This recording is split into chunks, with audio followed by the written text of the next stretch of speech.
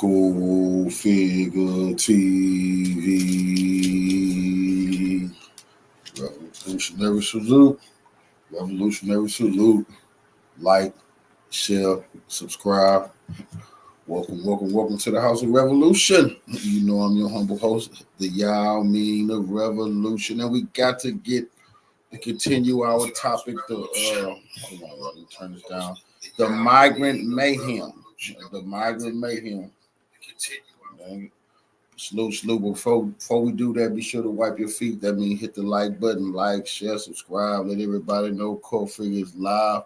Now, I have to correct the record from our story from last night. It seems that it was a young brother that was the psychopath who killed 4 people last night. It wasn't one of the Venezuelans like we thought it was. It was a young brother who was out of his mind and shot those 4 innocent people on the Chicago train yesterday. So we want to correct that. But the migrant mayhem is definitely going on all across America. So we're going to correct last night's story. It wasn't one of them who killed the 4 innocent people. We got to tell the truth. Salute, family. That's what type of news station it is. We correct our mistake. It wasn't a Venezuelan who killed the 4 innocent people, but they done a lot of other murder and mayhem that we're all looking into. So salute to everybody. Let's get right into that. Well, our nation is being invaded by massive illegal gangs from other countries, and it's happening all across American suburbs. By the way, think this isn't coming to a town near you. Think again. For years on this show, we've been detailing illegal criminal gangs like MS-13 carrying out brutal attacks on Americans while the Biden administration refuses to deport these guys. Even going back to my time at Fox News Channel when I was an anchor at Fox News, we were covering MS-13 gangs and the horrible bloodshed that they were carrying out on Americans under President Obama's watch at the time. And come to a sanctuary city. ICE won't deport you. You can carry out brutal homicides. It doesn't matter because we won't even report you. And that's exactly what's happening. Cops won't even call ICE. Listen to a sanctuary city police officer explain how he let a double homicide killer walk free because, well, he was an illegal immigrant. We couldn't even call ICE. We'll grab his information and see what we can do, but like I said, can you please collect the information? He said that he's already illegal. He already said that he went to... Okay, hold on, let's back a little bit. First off, we're a sanctuary city. Even if he's legal here, we cannot call ICE. Okay, but you still have to report that, right? No, we don't, because it's a sanctuary city. We do not report illegal undocumented. So you're going to let a person who went to prison, he committed a crime in America, who's illegal right now, you're going to let him go free right now to this elevator? That's exactly what I'm saying, because we're a sanctuary city. I've arrested a double homicide suspect in this city before and let him walk out the door because we're a sanctuary city. We're not going to call ICE to come pick up and deport him. He came to pick up 320,000. So he can stay here and continue the murdering. Basically, I mean, you're hearing that from a police officer's mouth, right? Sanctuary for who? Not for you, sir, law-abiding citizen. Yeah, I mean, if I go to a church, like it's I go to a church, I declare sanctuary, and they grant sanctuary. I can't start killing the bishops, and they're like, nope, sorry, we're good, can't do anything about it. In New York City, I suppose you could. Well, in New York City, take a look at this. It's exactly what you can do because we now know, according to the New York Post, 3 out of 4 arrested in Midtown are migrant crimes. They're immigrant crimes. 3 out of 4 arrested in Midtown. Well, in Midtown, of course, where a lot of these hotels have been taken over by illegal immigrants, individuals kicked out, apartment complexes. We're making way for all these illegal immigrants. I mean, this is happening in the United States of America. If you're not outraged, then then your head's not screwed on right. Quite honestly.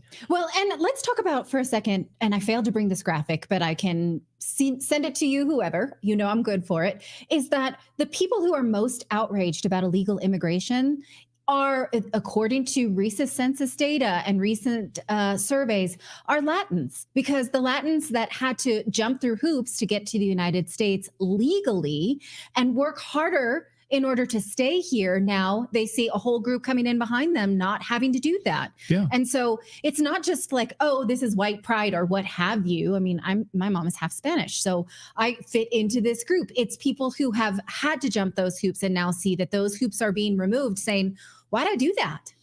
And now we're seeing a huge uptick in this violence. And our story today takes us to Denver, Colorado, the Denver, Colorado suburb of Aurora, Colorado, which is now echoing with the unnerving rise of all of this criminal activity. And I mean echoing through the reverberations of people yelling for their loved ones outside in these courtyards, wondering if their loved ones are going to be shot in these apartment complexes. And it's not just an isolated incident. Take a listen to the Aurora police describe what is going on here in this town. Watch.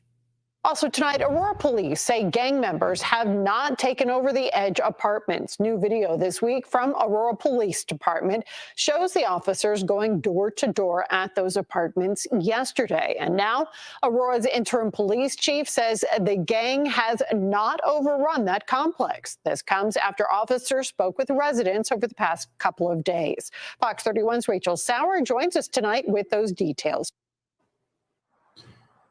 Yeah, Kim, well, this all comes after the Department of Homeland Security confirmed that individuals seen in video given to Fox 31 were members of a known gang. Now the Aurora Police Department says they are confident that the apartment complex is not currently being run by gangs. This video given to Fox 31 on Wednesday showing armed men breaking into multiple apartments at the Edge at Lowry apartment complex shortly before a shootout happened in the parking lot. And it seemed almost as fast as people were moving out. Others were moving in, raising concerns that a Venezuelan gang was taking over the apartment complex. I know that this gang is here. I know that they are taking over apartment complexes. I haven't even been able to get straight answers. In fact, the Department of Homeland Security confirmed to our news partners at News Nation some of the men pictured in the video were part of a Venezuelan gang known as Tren de Aragua. So, and people wondering, there's been reports of the Hells Angels are getting on their motorcycles and they're coming down to Aurora, Colorado. No, there are no, that story is false. That's not happening.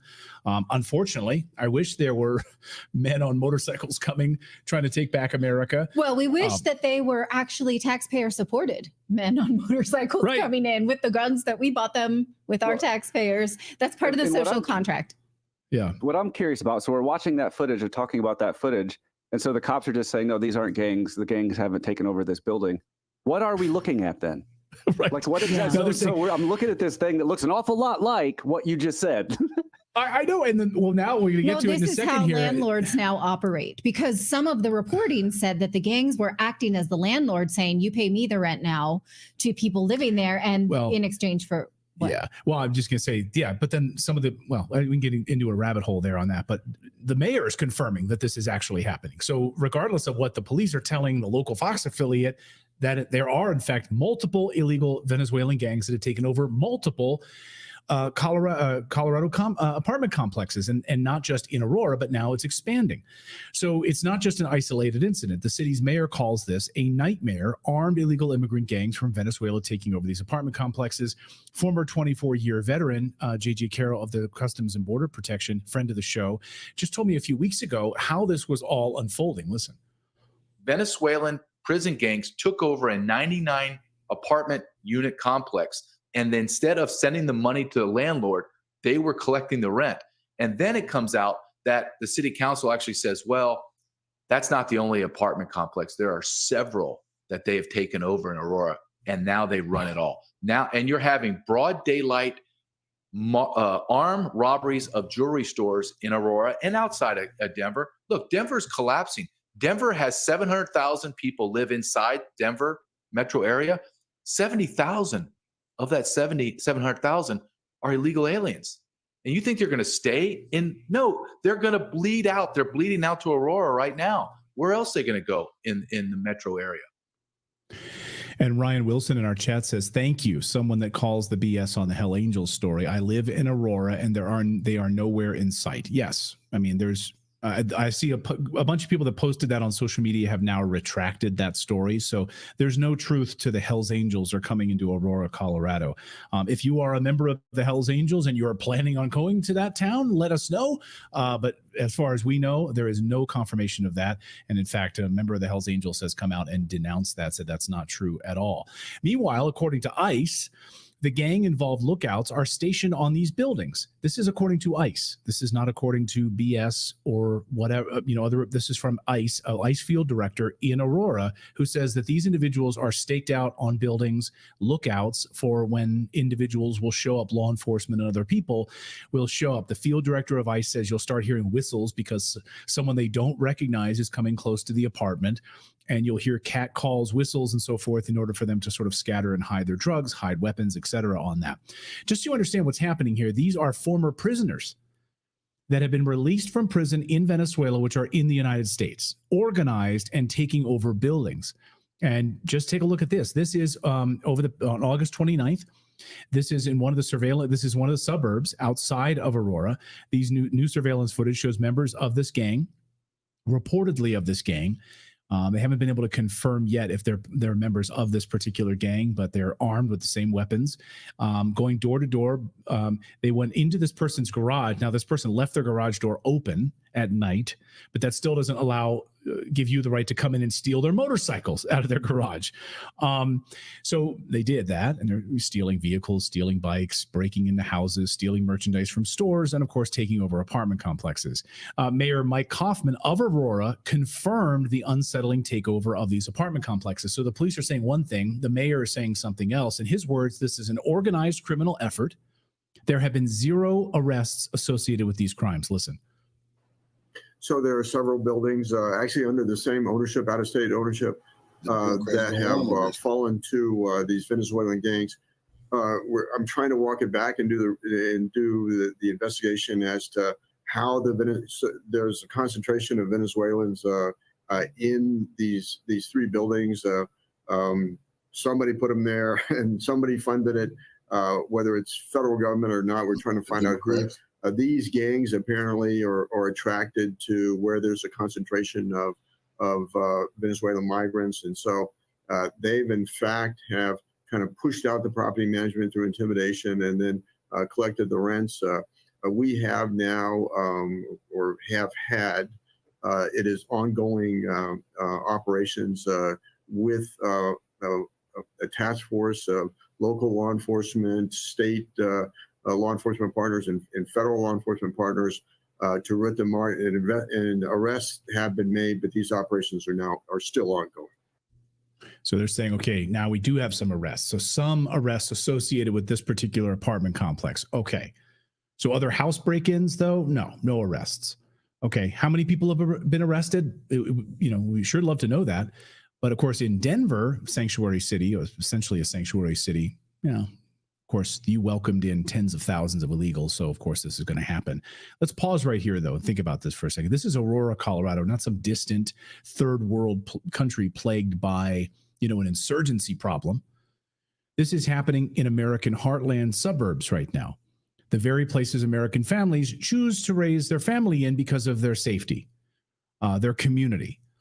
And quite honestly, their distance from broken, drug-infested criminal shitholes that democratic cities have become. And that's why they've moved to these towns. They don't want to be near it. This guy has my favorite take on these violent gangs. Listen, this has gone viral. Oh, illegal immigrants from Venezuela are taking over apartment complexes in the United States with our guns that they stole from our gun stores because somebody didn't want to close the border. We weren't exaggerating about how bad things can get.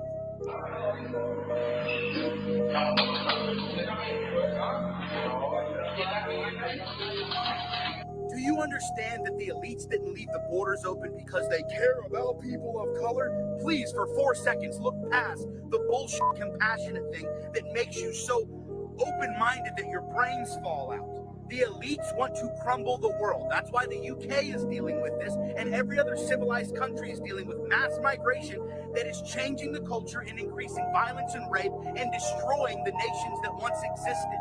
Because when they burn it down to ashes, the elites can buy it for pennies on the dollar and remake it with them in control. Not you. Not Western idealism, which says that people have rights and dignity. Do you understand? So everybody on the left that's starting to see it now, go buy guns and pray that we can vote our way out of this instead of having to shoot our way out of it, dude. Yeah. Pray that we can vote our way out of this so we don't have to shoot our way out of this. Nobody wants that. Nobody wants that. And in fact, I've seen some sort of local influencers in Colorado, women who said, I don't want to own a gun. I don't know anything about a gun. I know nothing about this, but I need to be safe now because I'm a young lady who's just trying to go to college.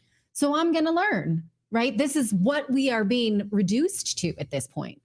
But don't worry, Democratic Governor Jared Polis says that this is your imagination, that this is, even though the mayor, Mike Kaufman of Aurora, just confirmed it's true, but it's in your imagination. Colorado's Governor Jared Polis dismisses migrant gang takeover of apartments as imagination, despite video and the mayor confirming the truth. So this is happening in Chicago, overnight in Chicago, as Libs of TikTok just reported, 32 Venezuelan illegal immigrants have taken over an apartment complex there. It's happened in Dallas, reportedly.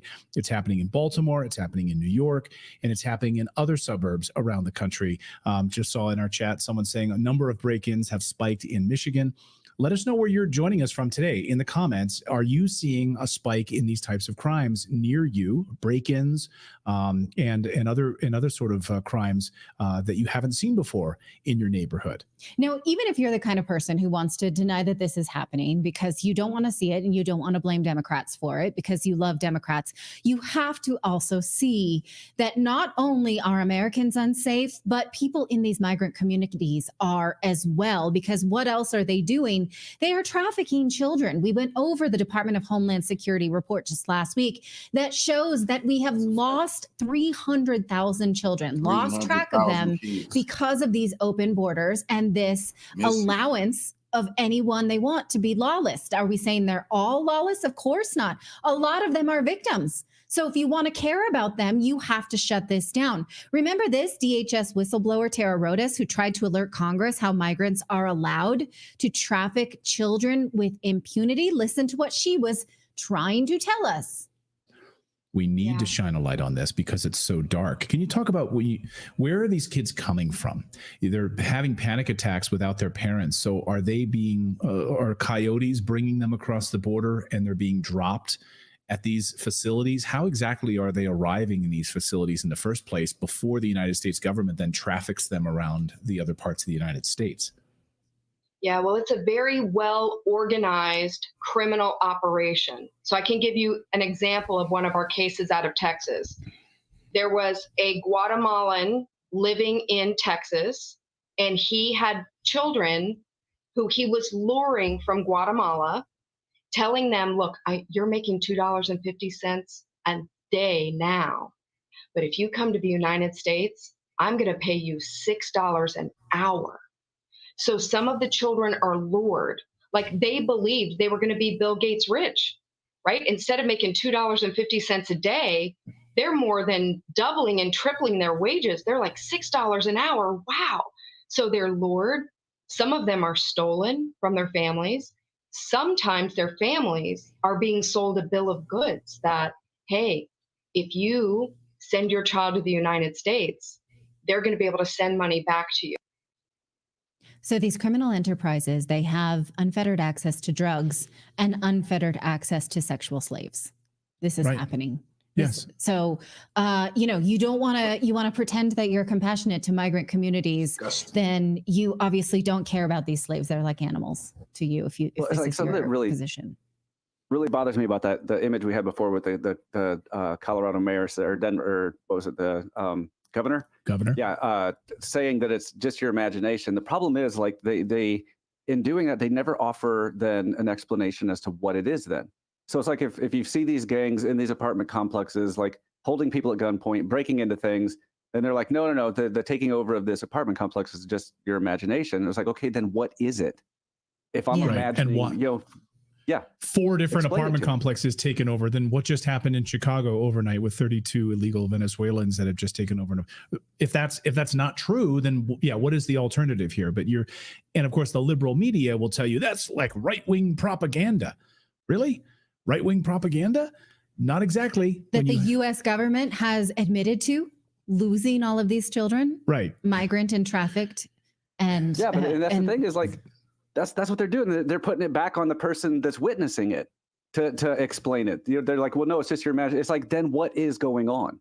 If you're, Right. you can't just, your explanation for what's going on can't just be like, well, you're imagining it. Like, no, there's something is going on. Like, propaganda or not, tell me what you think is going on. And they won't do that. They just blame the witness.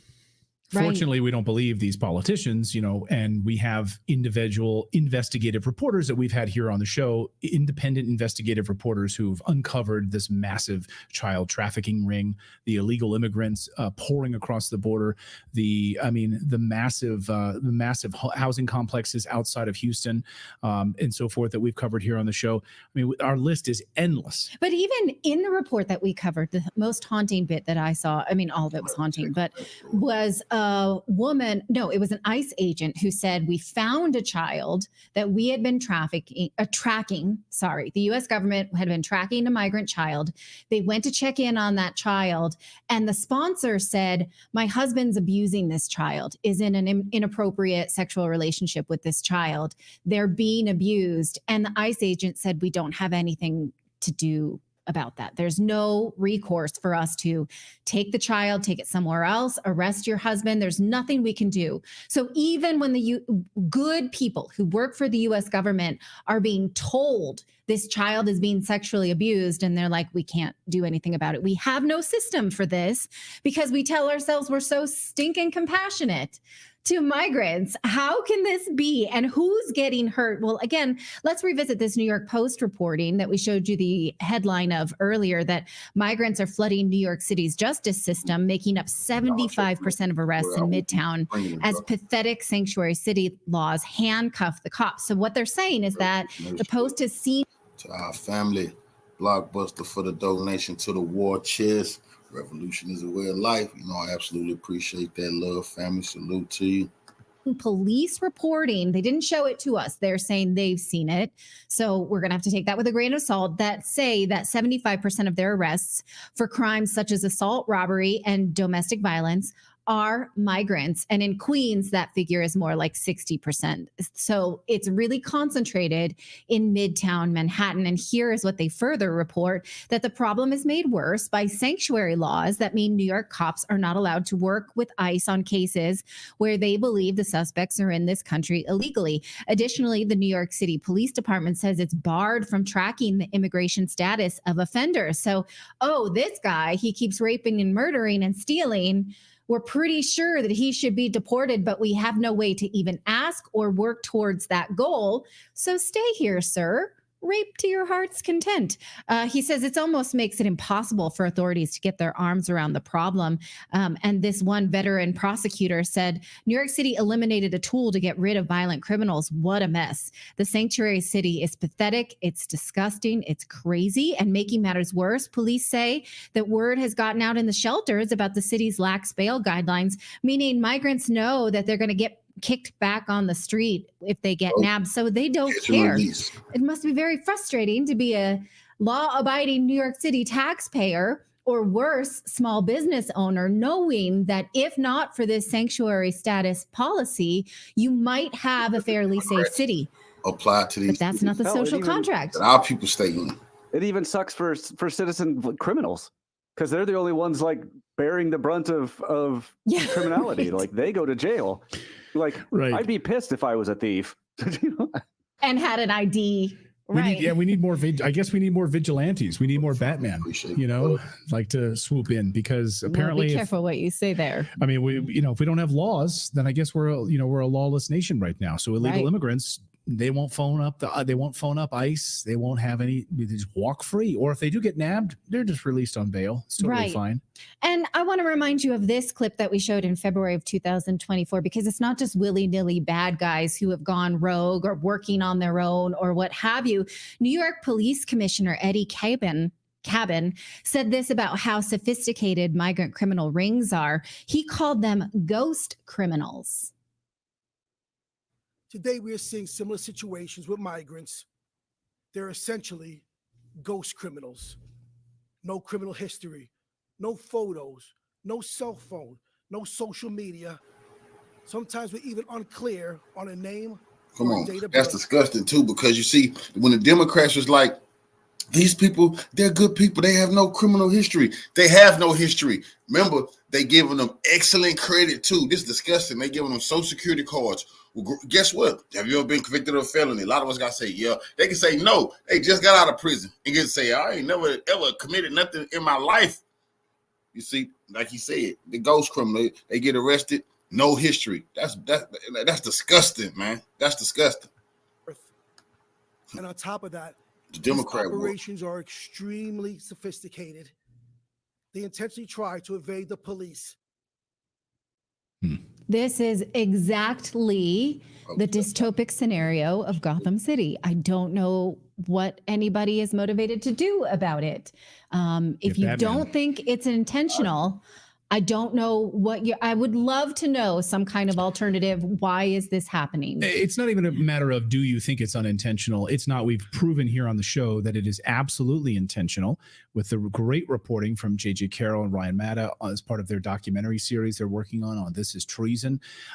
It's well documented. This is organized by the United States government, the Department of Homeland Security under Mayorkas. This has all been planned. This is exactly what the Biden administration has wanted.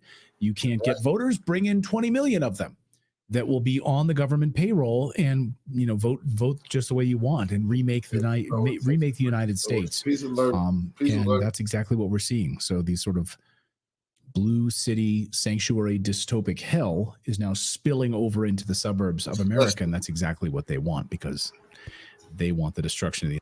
Yeah, that's disgusting what the Democrats done did. So it's not a myth, y'all. It's not a myth. I got to clear up one reporting from yesterday. It was not a Venezuelan gang member who killed the 4 innocent people on the train. Rest their soul. No, it was a lunatic young black man. But they done everything else except that. Goddamn.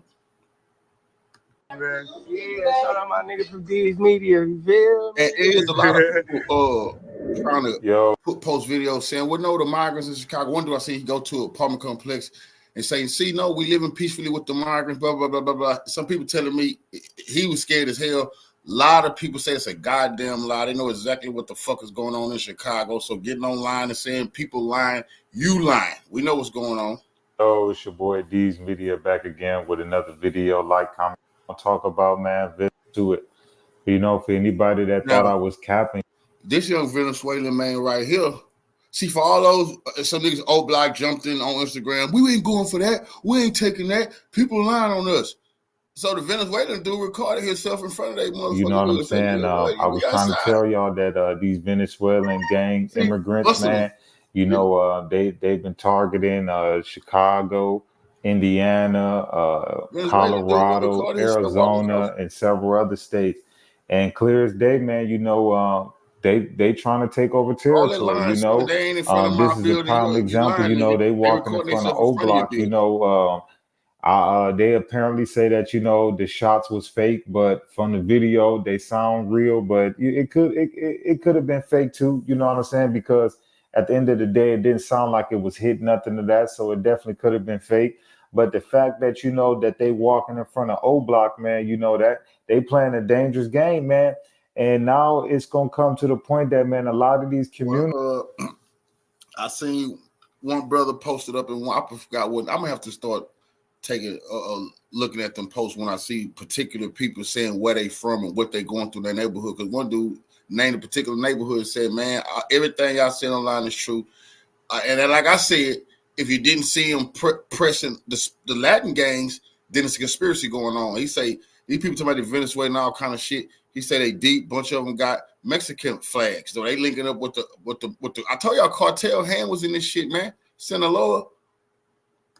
Communities, man, is gonna have to stick together. If y'all don't want them coming in and taking over territory, y'all gonna have to put y'all differences to the side and come together, because it's clear as day that they targeting African American neighborhoods. They ain't trying that with the Mexican blocks or the Latino blocks in Chicago, because they know that that's going to be a hard ball game to play. you know. But no, because they linking up on the Latin card, the Spanish card. That's what they do. They not already link. See, in Chicago, cats should already understand that what the players. I told you, if we don't see videos of them pressing them like they've been pressing the blacks, then you should already understand they done did their peace treaties and said, yeah, we're gonna press them. We're gonna press them, and they're using the Venezuelans as the faces. They the strong armers now. But I told you, how the hell the Venezuelans know what block selling what's trap? How they say these people popping up where the traps is at? Like, who told them? Shit, who the fuck you think told them? The Latin gangs in Chicago told them.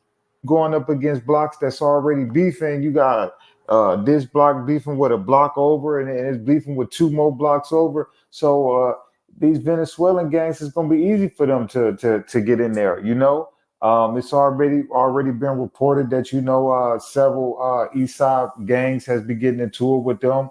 I don't know if it's true or not. They saying No Limit Calvin was allegedly dropped by one of them Venezuelan crews, but see, that's a fact. It's real, man. That was a true story. That the little brother from No Limit, which is from the rapper G Herbo, and I told you, I think those are they part of Jeff Fort old crew. I think those were Peace Stones.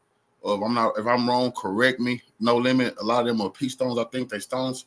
One of those members did get killed. And remember the young brother Cairo, I reported on that. He got pulled over on the way to get some retaliation. I showed you how messed up that was. We want peace. We want peace, but the good book says a time for peace, a time for war. So you got to take it all if you want any of it. So you had peace. So you got to get back to peace, you got to go to war. So the police picked the little brother up. We're going to retaliate on the Venezuelans for killing one of their fallen brothers, you know. But the police stopped him. I said, damn, why did they stop the Venezuelans? Why are they protecting the Venezuelans from the black people, but not protecting the black people from the Venezuelans? That's what that case showed. It's serious, you know. One thing we got to realize is, they coming from, third world countries. You know what I'm saying? And the police told them to go. They to wake up every day and they get fed the image and the dream that the United States is the land of opportunity. It's the American dream. You get over there, you're gonna be rich, you're gonna be famous. And a lot of them immigrants coming over here are starting to realize that it ain't as easy as it's look on TV and in the movies and all of that. You come over here and you talking about you struggling. You got millions of families that's already struggling, So that's one thing that these immigrants gonna definitely have to realize that. I know in the movies it seemed like the United States is the land of opportunity, and rightfully so. Far as with voting and several other things, we may be winning in that aspect. It's not a dictatorship company. I said company.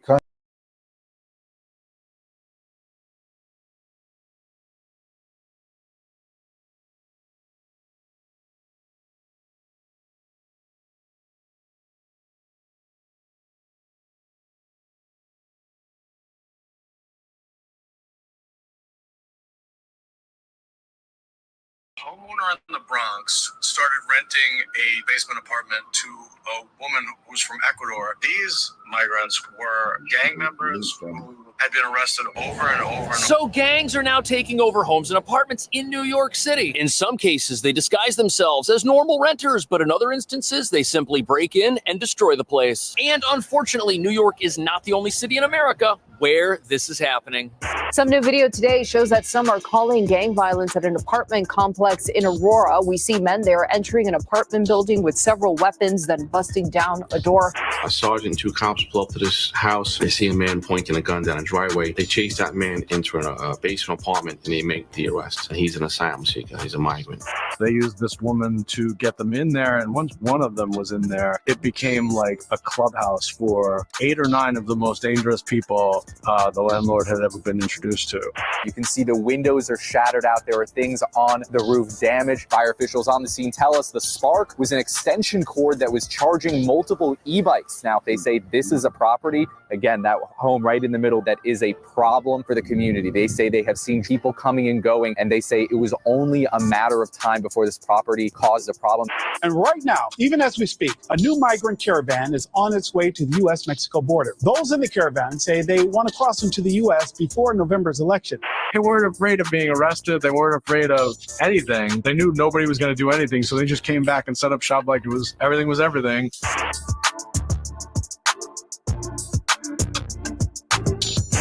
So 2 homes were just totally destroyed after a gang took one over and accidentally burned it down. But nobody's talking about how this problem of gangsters taking over apartments and using them as hideouts tends to happen more in sanctuary cities than anywhere else. And it's been happening here in New York for months, fueled by the proliferation of dangerous gang members through our shelter system, who act as if they're entering an American sanctuary city as someone who's fleeing poverty or persecution, when the only thing on their mind is persecuting the law-abiding. And the reason this is happening in New York and Chicago and Denver and other cities like this is because these gang members understand, according to critics, that they can get away with a lot more in parts of the country where laws are designed to protect them. For example, in New York, it's against the law for police to share the immigration status of someone they arrest with the federal government. And part of the reason gang members operate with such brazenness here is because even if the NYPD arrests them and federal immigration finds out, our police are not allowed to hold that individual until the government can come get them, which means immigration enforcement has to make their own arrest on their own time with zero help from our city. And that brings us to the real reason why we're now witnessing gang activity in this country that we've never seen before. These criminals, once they get here, not only are they protected, they can also take advantage of a very generous social safety net set up for those fleeing extreme poverty. And they take advantage of this generosity to connect not with a path leading to the American dream, which is what most asylum seekers do, but with the criminal underworld. Now, New York in particular finds itself between a rock and a hard place because while our mayor and police realize the dangers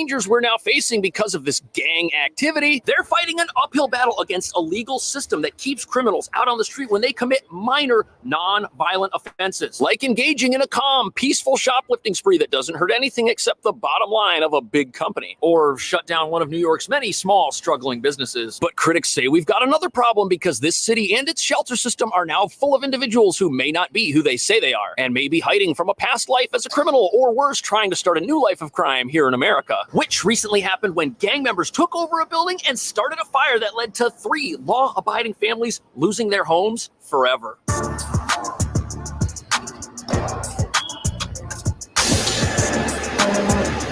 So fires in New York City, that's nothing out of the ordinary. In fact, these guys put out about 24,000 of them every single year. But recently, the FDNY encountered a fire that was different from the norm, not because of what caused it, but because of who started it and how they did it. You can take a look at those 2 split homes right behind me there. You can see the windows are shattered out. There are things on the roof damaged. That is where the fire originated, and it all has to do with what was on the backyard of that property that we're going to give our viewers. So before we see the backyard of this place, it's important to understand who was inside this building illegally that started the fire to begin with. And the home in question is located in Marine Park, a very nice residential neighborhood, and it had been abandoned for a very long time, long enough that junkies were able to get inside and had been squatting there. But according to the New York Post, those junkies rented out the home or part of the home to asylum seekers who then moved in and were living there as well. Neighbors interviewed said problems had been happening at the home for a while and an unknown number of people were living inside of it. They claim there were fights started between people living at the property and neighbors nearby. And what you have here is a critical mass of people living inside one particular property doing things inside of it that are not exactly legal or safe, which is why it burned down. What was back there was a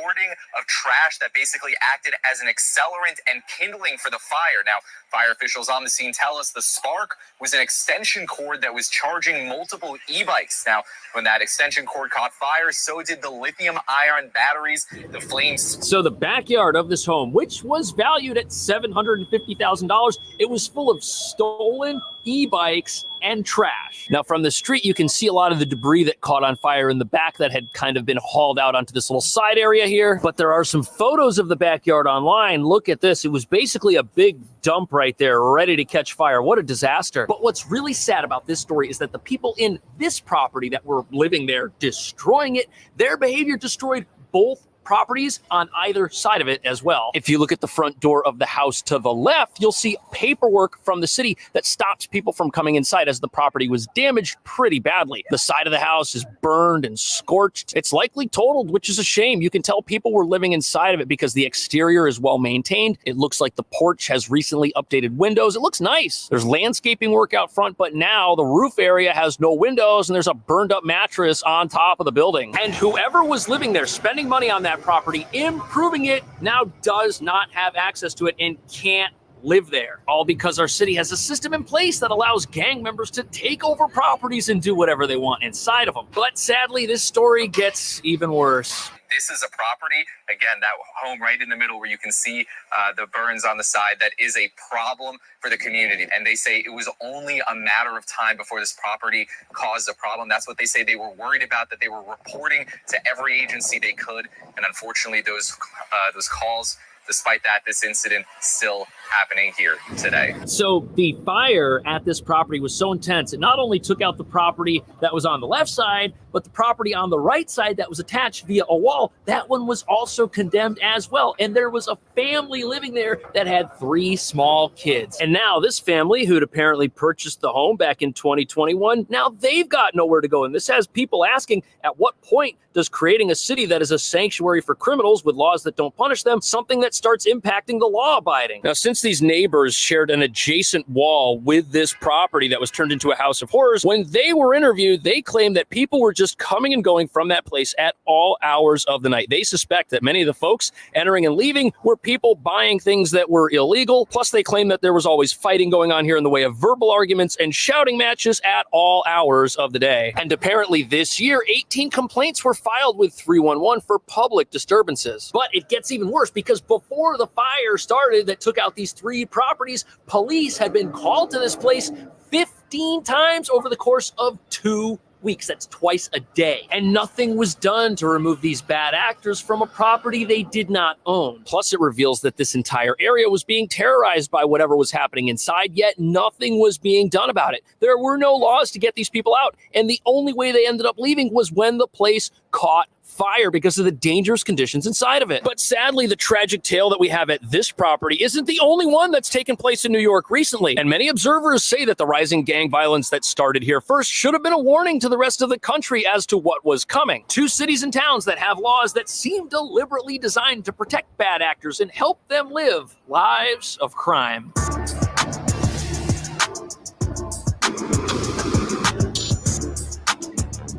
Look at this. All over this city, we got people sneaking into buildings who shouldn't be inside. And security images like the ones on the side of that building, those are like the same types of images that we're now seeing out of Colorado, where a dangerous Venezuelan gang took over an entire apartment complex, which is also something that's been happening here in New York for months. A homeowner in the Bronx started renting a basement apartment to a woman who was from Ecuador. But then within a matter of 2 weeks, the woman told the landlord, listen, I'm going back. I'm leaving. It became like a clubhouse for 8 or 9 of the most dangerous people the landlord had ever been introduced to. So these guys were really sneaky. And as you're about to see, this was a violent gang intent on getting their hands on a property that they could use as a home base for illegal activity. And they aren't the only gang in town doing this, either taking over apartments by stealth or by force. Earlier this year, a moped gang was shut down after their apartment was raided, and they were committing snatch and grab robberies all over town, stealing phones and wallets. And apparently the apartment they were in wasn't just a hideout, it was illegally modified to house way more people than it was supposed to. And in New York, the way that these criminals get inside of apartments and take them over, it's not like the security footage here, which was probably a breaking and entering or some other crime. No, that's not how they've been doing it here. They do something much sneakier. They get somebody who's non-threatening, maybe a woman who then rents the apartment herself and invites everybody else over after as roommates or family members, effectively sneaking them in. And when you learn about the people that this woman snuck into this home that was taken over, you'll realize why she couldn't tell the landlord who they were, or at least who they really were. These migrants were gang members who had been arrested over and over and over again. In fact, 4 of them were detained in Texas. They were set for deportation and they were re-released into America. So these guys, they were essentially fugitives. They were in custody, but then I guess accidentally released because of overcrowding at a facility in Texas, and then they made their way to New York, a sanctuary city which, like many in America, won't turn anyone over to federal immigration authorities after making an arrest. That protection essentially allowed these criminals to live normal lives while committing crime, and apparently they were selling weapons weapons and other contraband out of the apartment they had taken over, knowing that if the apartment they were living in was ever raided, they wouldn't face justice different from anybody who was officially here with permanent residence in the United States. But their lack of fear of local law enforcement went much further than that, because apparently they were using this apartment not only as a place to commit crime, but they had also stopped paying rent to their landlord, so they were living there for free, which is what caused him to get the authorities involved. They probably could have stayed had they paid their rent, and the landlord probably would have kept his mouth shut because he was getting paid, revealing just how easy it is for criminals to come here and set up shop. Yet just like our house fire in Brooklyn that evicted neighbors with families who'd done nothing wrong, these guys were so out of control that they were terrorizing the entire community in which they lived. And it took an event almost as tragic as a fire destroying people's homes and making them homeless to start the cycle that would eventually lead to these gangsters getting removed from the property they'd stolen. Police were called because someone was out in the street threatening another person. Cops came. The individual ran back into the house and they followed him and they cleared out the house. They took 8 people out of that basement apartment, all of whom were arraigned, and pretty much all of them were released because of bail reform. None of them were. So this house of horrors finally started to get noticed by law enforcement when the crime going on inside of it spilled out into the street. And you'd think that this is the part of the story where this nightmare would officially be over. But if that were the case, living in a sanctuary city which has laws that protect criminals wouldn't be such a big deal, because it takes both. Remember, these guys were wanted by federal immigration authorities, and although they were arrested for running around in the street with weapons, they were all released after that transpired. And federal authorities, they had to go back to this house on their own time to arrest these people and get them out of there a few days later. Had the criminals not gone back to the property, they'd probably still be out there. But the most ridiculous part of all this is you see signs all over New York telling you that weapons are illegal, and you can't even bring them into certain parts of town like Times Square. If someone's caught with an illegal weapon, they're supposed to be held in prison for 3.5 years at a minimum. Yet these people had weapons, were selling weapons, and they weren't even put in jail because of it. That's crazy. And critics say this should have been a wake-up call for other cities like New York and other parts of the country. These squatters were so relentless that they just came back the next day.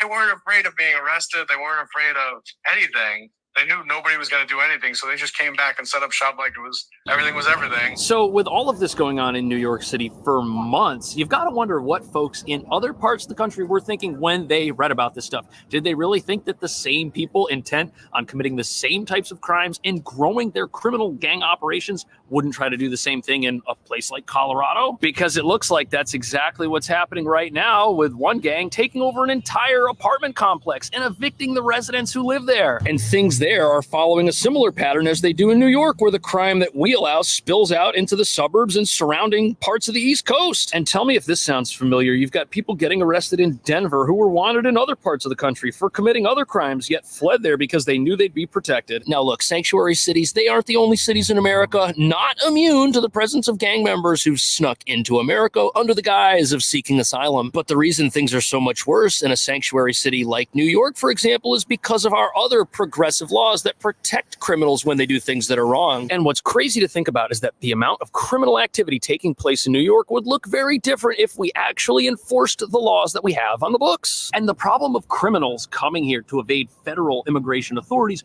wouldn't be magnified by the fact that once they're here, they essentially benefit from protection from any legal authority whatsoever, because that's what our laws here do. But when you look at these folks who've lost their homes in a fire that was started by people that never should have been there in the first place, you've got to ask yourself, where is their sanctuary city? Where will they find refuge from this crime and persecution that has been inflicted upon them? And you know who else this affects? This affects the law-abiding asylum seekers, who are the vast majority of people that have come here. They didn't come here to join gangs and go on shoplifting sprees at department stores or places like CVS. No, they didn't come here to do that. And now they're suffering because of all this crime, which was what destroyed their home countries. Think about that. You come all the way to America because you think you're starting a better life, and then you've got the same people here that destroyed the place where you were from, destroying this place. Is that what's happening? Do you think New York's policies, as far as not enforcing the laws we have made all of these problems much, much worse?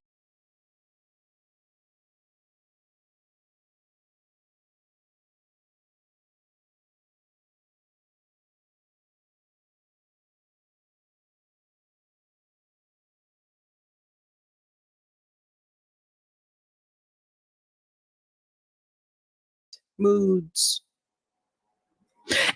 is like Roland Martin came for me and I wasn't even talking to him. You know, it's just, I wasn't even talking to him. And I want to show you what he was so angered about. Okay.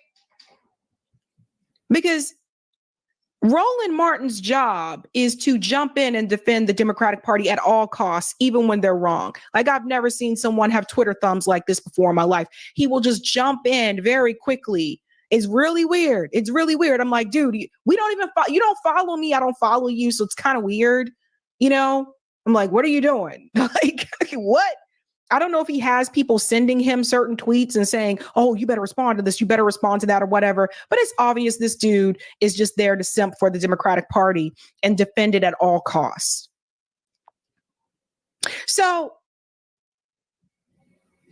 let me show where it came from. Let me just bring this in. Okay, let me show you where it all came from. So I am tweeting. I'm not responding to a tweet. I'm not responding to him or anybody. This is just a tweet. No one in my family washed greens in a bathtub. This reminds me of Hillary's hot sauce in my bag, pandering bullshit. So what was I referring to? I was referring to this whack ass conversation from Kamala Harris trying to be something or pretending to be something that she is not. That race. Okay. As you can see, Roland is not tagged. So I want you to hear what she says. And for the people who are not aware, when we say greens, I'm referring to collard greens. It is a dark green leafy vegetable. It's very good. Something Kamala Harris never had in her life. And no, make it. Black people do not wash collards in the bathtub. That's racist, Kamala. Listen to what Kamala said. She's at an event. Listen to this. I have a friend who had a Christmas party, Christmas Eve every year, and she asked me to make the greens for a party every year. And I am not lying to you that I would make so many greens that I'd need to wash them in the bathtub. I'm telling you the truth. So how do you make your greens? Do you put turkey in them? Do you Bacon. No. So again, all that's a script. Yes, I know, S-Con. Why would anyone wash food in the bathtub? Hello. Okay. So, and this is not even me saying that that's not what she does. I'm not even saying that. What I'm doing is trying to prove a point. This is a cultural thing. We do not wash greens in a bathtub. I ain't never been to know my grandma, my great grandma, my mom. I ain't never been to no Black person's house. What she talking about? That's an Indian lady. And they wash greens in a bathtub. When she ever ate with a Black okay, person? so that was me proving when a have point. She ever ate what at Willie Shack? Come on now, We can get to the bacon thing in just a second. Just a second. At the HBU. Let me let her finish. You put turkey in them? Do you bacon. Put my grandma I do bacon. She's put garlic. vinegar. I put white vinegar. Yes. I do. So I start with, I slice up my garlic.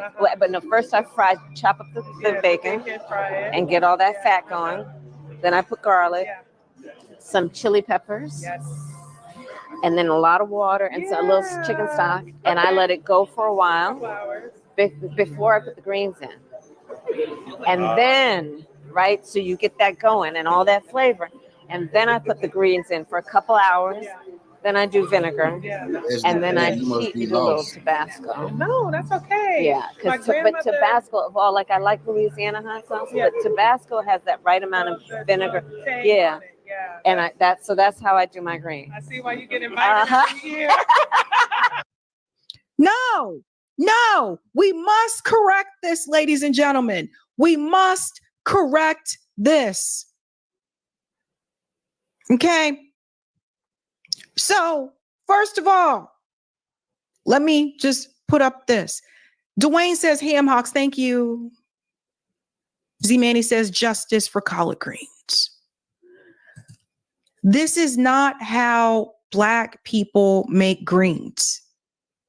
Now, again, I'm not saying she may do it that way, but this is not how Black people make. Do you get? I'm trying to prove a point. This is a cultural thing.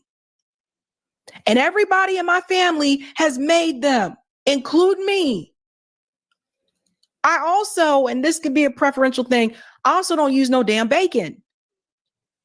Like Dwayne said, no, you use a ham hock. No, we don't appreciate her. We don't appreciate her with our culture like no, that's not how you a ham hock, a smoked turkey. Someone put smoked turkey in the chat just a second ago. I thought Auntie said turkey next. Yeah, you use something like that. That's a Jewish playing with us like that. I don't know where she got that recipe from. But again, it points to the cultural upbringing. And when people say, oh, well, you're just getting on her dad, or she wasn't raised by her dad. No, this is not about whether or not you're raised by your dad. Her dad is a Hindu Irish person. Because her father is from Jamaica. Damn greens neither. For those of us that are Black Americans, listen, that is something that's an American thing. Man, people understand that, particularly down south. This is something that if you go back, you look up, even back during slavery, like slaves used to make it. So we can talk about greens another night, but I'm very particular. And anybody, like I said yesterday, if Trump would have said he just liked to enjoy him some watermelon, some chicken, and man, he just like to finish it with a big old glass of Kool-Aid, everybody would say, racist, you bigot. Why the hell does this lady get to sit here and pretend like she eat greens, bro? If she don't, if she's an Indian lady, that's racist. That's stereotypical, bro. You understand? It's the same thing. If Trump was doing it, people, if Trump was saying, hey, man, I want to eat me some greens and some hog maw, people say, oh, man, you bigot. Why are you doing that? No, you don't. Well, why is Kamala Harris get to pretend like she eat it when she don't? Everybody here that knows me very well will tell you Sabby is very particular about her greens. And I am, because especially like living in the Northeast, I done had some bad damn greens. There's been a number of times I've gone to restaurants and they're like, we got collards. And I'm like, oh, I'll give them a try. And it's bitter. Collard greens are not supposed to be bitter. So that tell me something. Okay. So now when I don't eat, it gotta be a soul food restaurant. I don't eat no greens from anywhere, player. Everybody know that. It gotta be a soul food shack. I don't know if y'all around the country got so we got plenty of soul food restaurants down here. We know when we go in there, it's gonna be some good smothered food and some good greens. Kamala Harris don't know what the hell she talking about. If she go in there, she's like, what is this? Yeah, she don't even know what a soul food restaurant is. I can guarantee you that. She ain't never had nothing smothered. Damn Indian lady. When I go out to eat, if I go to a barbecue joint up north, I just do not get collards. It's okay. It is what it is when in Rome. So when I go back to visit my parents down south, then I can get greens at the barbecue joint. But I know when I'm up north, I know up here in New England, I ain't getting no damn greens. I have to make them myself. It's okay. Yeah, everybody don't know what they're doing. See, I'm all right. They're not supposed to have no greens. Don't try this. So I wasn't trying to clown her in a sense to say that she was lying about what she does. She probably does do that. But I'm gonna let you know right now. And this is why you can't eat everybody's damn food. This is why you can't eat everyone's food. Because if I come to your house and I find out that you are rinsing your food in the bathtub, oh, I'm not eating there, son. I'm good. That's why them Indian people smell like that, because they don't disrespect Indian people. So Roland comes in.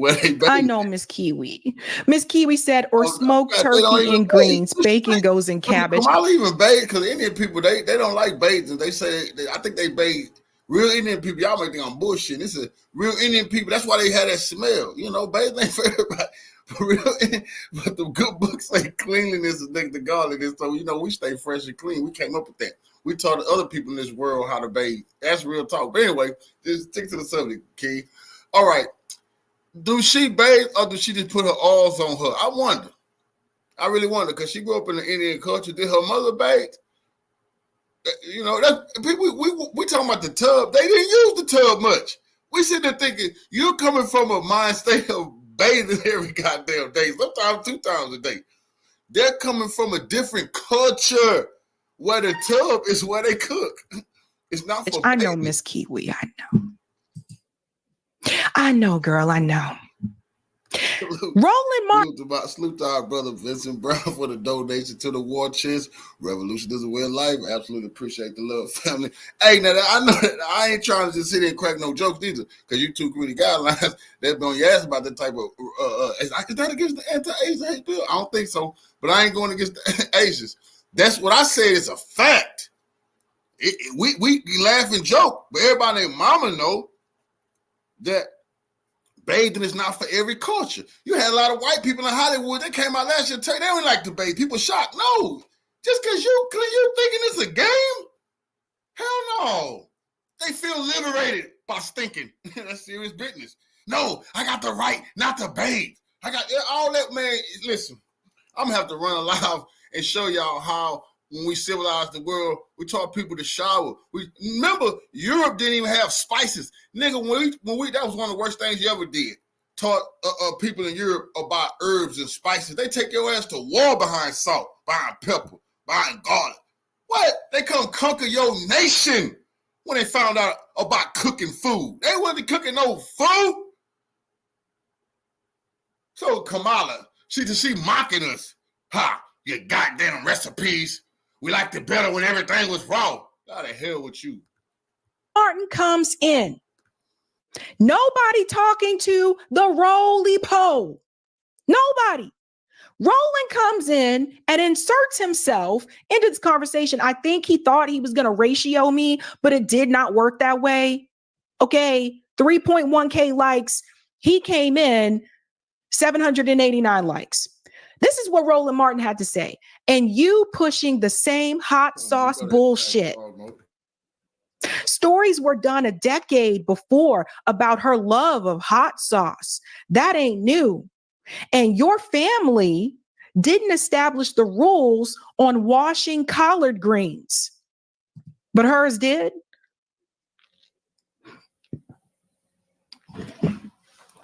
What you know about my family, Roland? Hers did. Did I say my family made the rule? No, I was trying to prove a damn point. And he knows the point that I was trying to make. She's not from the culture. And that's fine. It is what it is.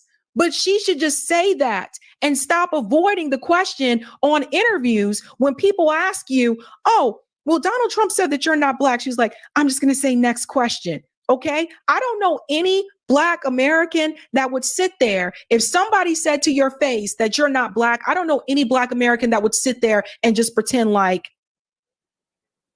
next question. So think about that. People can't be falling for this again. They did this with you, with Obama, and then now, you know, they trying to do this with Kamala Harris. And people need to know what they're actually getting. And this wouldn't even be an issue if the Democratic Party didn't have her running on, I am a Black woman. And the reason why they're doing that is because she has no policy. She has no platform on her website still today. So they're running on her identity, not on policy. And then they're telling all of you that if you don't support her, then you're anti-Black or you're misogynist. Well, I'm a Black woman, boo. And I'm not anti-Black, and I damn sure as hell am not misogynist. So miss me with all of that. Okay. So Roll the Poll comes in here. You know, he got to bring up the hot sauce stuff. He mad because I mentioned the hot sauce thing because that was his friend, Hillary Clinton, because I brought up Hillary Clinton. And that's a problem because Roland Martin no longer works at TV One because Roland Martin was leaking questions to Hillary Clinton. Yeah. His buddy, his pal. Roland Martin buying subscribers and subs over there. You don't want this, Roland. You don't want this right now, you know? And so I even said, and I've said this to him before, you don't want to come here. You don't want to come here. I said, you are a shill for a party that has done nothing for Black people but pander and virtue signal. As I said before, Roland, you are more than welcome to have this conversation with me. Will you run from me like you did Jamal Green? Come on the show, Roland. What are you afraid of? What are you afraid of, Roland? His truth, living his truth self. Come have this conversation with me face to face. Truth. Oh shit. They did. Oh man, I do not have that lined up. I'm not even gonna play that. Roland Martin did get busted with a naked man on his laptop yesterday doing his. See, boy, Roland Martin. That's all over the internet. Roland Martin, his crew so sloppy, but that's what Roland get. Roland, you know that show. You know that show Greek Freak laptop, boy. He grabbed the wrong one. He grabbed the wrong one out of his office. That's his hanky-panky laptop. And Roland Martin, he gave them people the wrong laptop, so they running a live, and it played random clips that's on his laptop, what he been watching. And a naked man ass in there walking across the screen. Roland, that's what you been watching. He said to sit up there and brush off, make up some bullshit. Nigga, whatever, nigga. Whatever, Roland. That's what you watch on your off time while you in your office, nigga. That's how you. That's you on your break. That's how you take your break. Talk about you the hardest man, the hardest working black man. Nigga, you sleep. You in your office playing with yourself, boy. Watching game porn. That's disgusting, Roland. I don't care. Come have this conversation with me face to face. Let's talk about this. Let's talk it out. Roland doesn't want to do that. Roland still wants to be friends with Donna Brazell, DNC chair liar. He still wants to be in the Democrat Party club, even though they booted him from mainstream media. They booted him from corporate media. They got rid of him at CNN. Then they got rid of him at TV One, but he still wants to be in the club. And he wants to be able to shake Hillary Clinton's hand. He wants to be able to dance the two-step with Beyonce. He wants to be able to do the electric slide. Why is Roland fighting so hard to be in that Democratic Party? You know why? That's where he can be himself. Nobody will judge him there. You know what I'm saying? Nobody will judge his feminine energy. They like that type of man. Come on now, roll around here, prancing around here, talking about a strong black man. He can only play that role in the Democratic Party. Once you conservative, you get out of that, they can smell that a mile away. They're like, hey, what the hell going on with you, boy? Pray away the game, boy. I know Big Mama trying to pray away the game with Roland. But that's why he love that Democratic Party. He can be himself. They don't judge him. Slide with Michelle Obama. Roland still wants to roll. I've never been in those circles with those people. I've never been in those elite bubble circles. Roland has been there for years, and he still wants to be there. Still want to be there. And we talk about people pretending to be something that they're not. Why is Kamala Harris changing her accent in Detroit? All of a sudden, her voice just changes. Now, this is not to say what she's saying isn't important. She's talking about what unions have done, which is true, what she says here. But all of a sudden, I felt like I was listening to somebody else. Listen to this. For generations in Detroit and across our nation, the brothers and sisters of labor have stood together to righteously demand fair pay, better benefits, and safe working conditions. And let me say, every person in our nation has benefited from that work. Everywhere I go, I tell people, look, you may not be a union member. You better thank a union member. Excuse me? Where is this coming from? Who is this speaking? It gets worse. Wait for it. Wait a minute. Watch this. Not be a union member. You better thank a union member. For the 5-day work week, you better thank a union member for sick leave. You better thank a union member for paid leave. You better thank a union member for vacation time.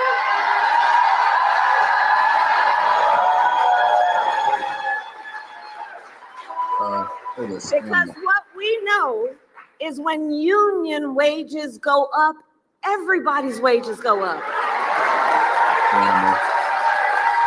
When union workplaces are safer, every workplace is safer.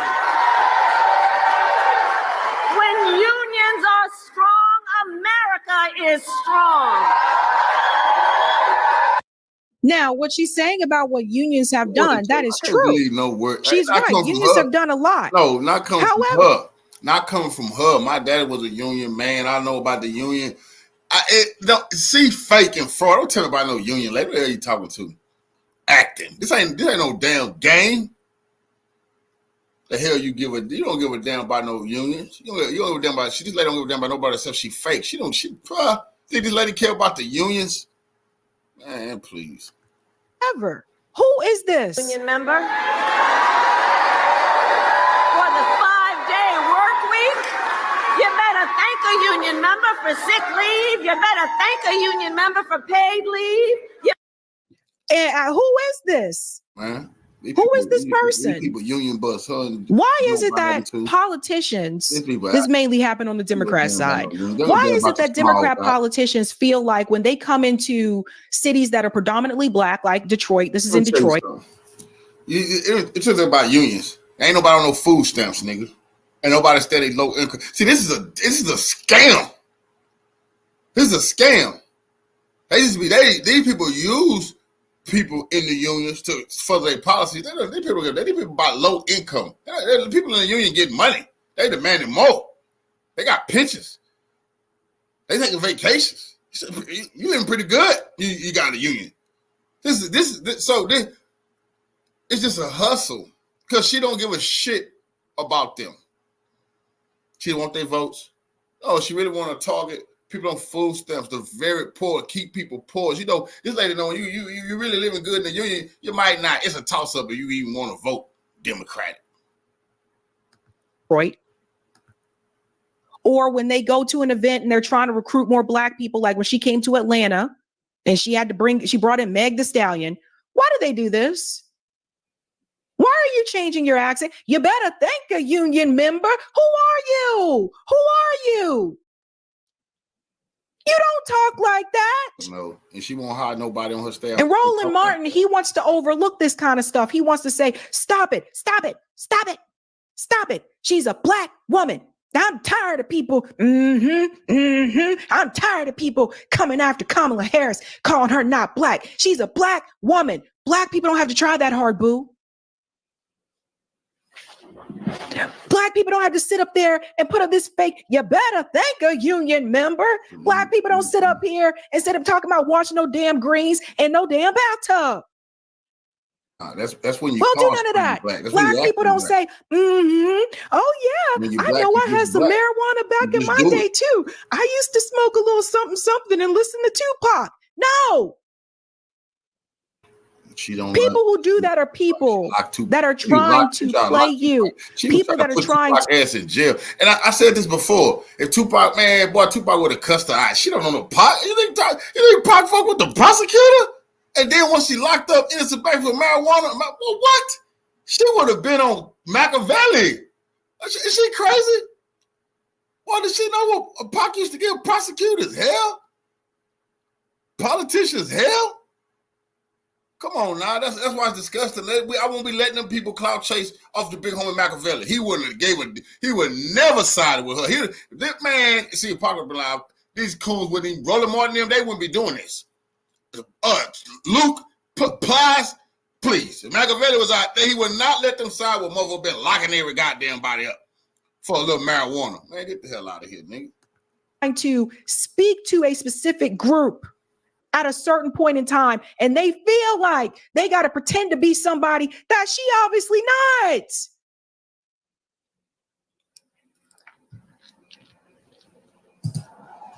You think it's just me? People noticed it. It was even mentioned at the press conference. This lady to Corinne Jean-Pierre. Listen, this lady was the top cop. I wish I would be around talking about she is the Tupac. I want to hear about fuck the police. I like, dude, was you loving that? When he's talking about every nigga on my block that shot 2 cops, was you jamming that Kamala? Did you love that? When you were bragging about it, everybody know them pop the cop? That's how fake she is. And let me tell you something about the police. Nigga, they hate Tupac, but she getting away with clout chasing Tupac. Come on, man. Yeah, we know how you really feel about Pac. You glad Pac dead, lady. A different topic. Since when does the vice president have what sounds like a southern accent? I have no idea what you're talking about. Well, I mean, this is.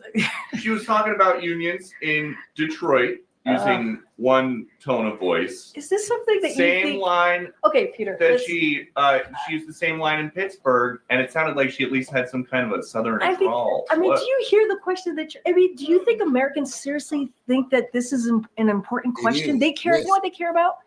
They care about the economy. And it's bad. They care about lowering costs. They care about healthcare. That's what Americans care about. So that's what they want to hear. They care anything. about. Your colleague just asked me about what basically we talked about, went back and forth about democracy and Y'all don't freedom. care about democracy or freedom. Yeah, but the thing is, the reason why people are talking about those things, Corinne Jean-Pierre, because it's obvious that Kamala Harris is not who you guys said that she was. And also she has no policy platform on her website. It's September. That's what they care about. I'm not even going to entertain some question about the press. It's just hearing it sounds so ridiculous. Well, but hearing it is the question. I'm talking about the questions is just insane. Is that how she talks in meetings? I'm just Peter. We're moving on. We're still moving on. Yeah, he want to know. He want to know. So obviously, with that slang, you better. Hell no, she don't. She proper. She never raised no ghetto. This is an influent lady who done been living wealthy forever. That lady got old money. She ain't even, man, that lady ain't even touching on that new money. That's just the truth. She ain't broke. I ain't saying she no gold digger, but you know the rest.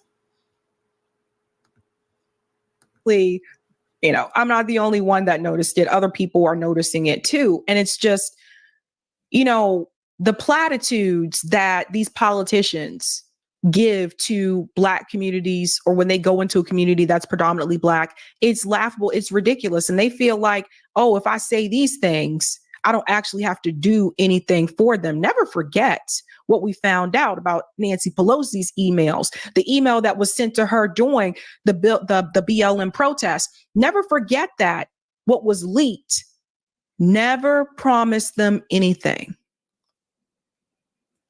And that's what the Democratic Party's been doing. They're not doing anything for Black people. Now, a number of people, they'll come over here and say, oh, you're just helping the Republicans. No, I'm not trying to help them either. And I told we know anything you go to them and ask what help about anything, any problem you're facing, they tell you, well, you got to vote.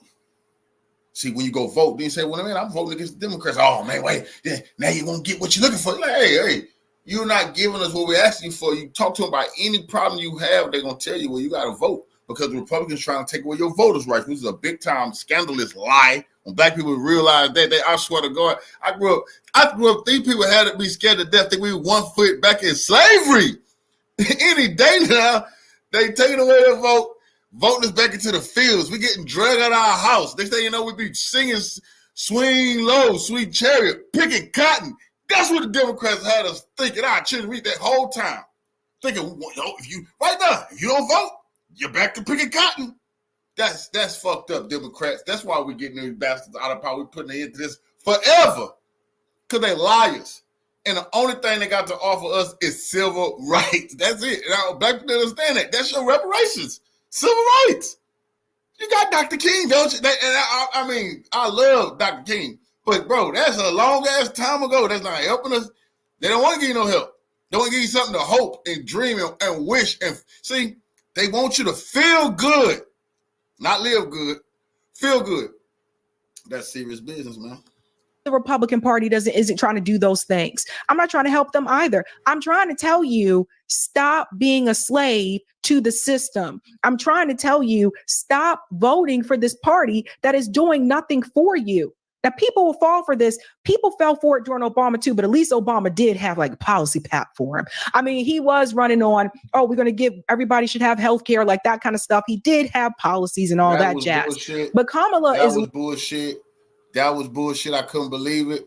The Obamacare, they act like that was reparations the way they pushed that, bro. And guess what? Nigga, issue was $1 trillion packages, man. We could have got our reparations. Man, that's bullshit what Obama did, man. That nigga wasted our whole. If Black people really found out, man, y'all would probably hunt this nigga down. He wasted his 8 years on himself, his Obama kill. That's why Trump tearing that shit apart. That's why Trump tearing that shit apart. Obama mad motherfucker. Hell yeah, Trump erasing that shit, nigga. You ain't here trying to live forever off this shit. Hell no, nigga. Who the hell you think you is? You ain't no demigod. The Obamacare plan. Nigga, we don't want that. They got DACA. You got the immigrant something. LGBTQ. You get married under Obama. Then for us, he said, here goes Obamacare. And everybody know the Democrats would say, we poor. We don't have no jobs. We not smart. We are never be able to get health care. So guess what? You don't need reparations. This is true. Y'all think I'm bullshitting. You don't get reparations. What you get is the Obamacare. Now your ass can go get your blood pressure medicine or whatever you need to get. Say thank you to Obama. That's a fucking scam. It's literally just running on vibes and the fact that she's not Donald Trump. And the pandering that is done to the Black community. You go to Atlanta, so you bring in Meg the Stallion. You're in Detroit, so you feel like you better thank a union member because you're in Detroit. They don't do this to other communities. You know, I mean, I don't see these kind of things. When Kamala Harris, they're going to go sit down and have conversations with the Latino community. Do they bring in Enrique Iglesias? Do they bring him in? Do they call Ricky Martin? Ricky still saying, Ricky, do you? I don't know. They do this with us because they feel like all Black people are going to care about is entertainment. So as long as we just entertain them, they'll come out and support us. Now, for some of those things, I think we do have to sit back and ask ourselves, why do we allow that to happen? No, that's true. That's true. The government's vaccination plan, this is disgusting. This is disgusting. I just got to laugh. They sat there in a room and said, okay, how are we going to get Black people to take COVID serious? And then they got Juvenile to make the video, vax that thing up. That's disgusting. Girl, you look good once you vax that thing up. That's some shoe shining ass shit. Juvie, how could you do that? Juvie the Great? I know it was hard on you. Rent, mortgages, tuition. Your wife want to go in your stash, but how could you, Juvie, make a song called Vax That Thing Up? But that's how the government feel about y'all. Go to Juvie and you like back that thing up. Well, Vax That Thing Up was the remix. That's disgusting. Why do people fall for it? Not everybody, but some people do. Why do they fall for it? Because as long as they are entertaining you, then they don't really have to do anything for you. As long as they're entertaining you, people won't ask them or demand that they do anything. So something has to change. So for people like Roland Martin, for him coming after me and saying the things, oh, well, you're just da-da-da-da. You don't know me, Ro, but I know some things about you. Get out of here. Well, no, let's ask some questions. How is it that you maintained your space in the DNC bubble after you got fired from TV One for leaking questions to Hillary Clinton, after you got fired from CNN for anti-gay comments? How is it that you still managed to maintain your presence in the DNC elite bubble? How does that work, Roland? Maybe because you're still doing the work for the party behind the scenes, Roland. Maybe because Roland's job is to come in and try to crush any opposition or any demands for the Democratic Party. We got people out here like Roland. Roland said like he don't like gay people. That's like a little bully in school, like a girl, he bullied her. I don't like you, and I don't like you, but he still trying to go around her. I hate you. And he's sitting next to her and beat up anybody talk to her. That's Roland anti-gay remarks he made. He thought people was on to him. It's a fruity way. He called somebody a queer. Wait, boy, shame on you. Boy, live your truth, Roland. Roland Martin and D.L. Hughley telling you shouldn't ask for a goddamn thing. You should just be thankful that the person that is running is not Donald Trump, and you should support that person that's not him. Ah, bullshit. That's a lie. You got people sitting up there who are millionaires, these celebrities telling you don't ask for anything.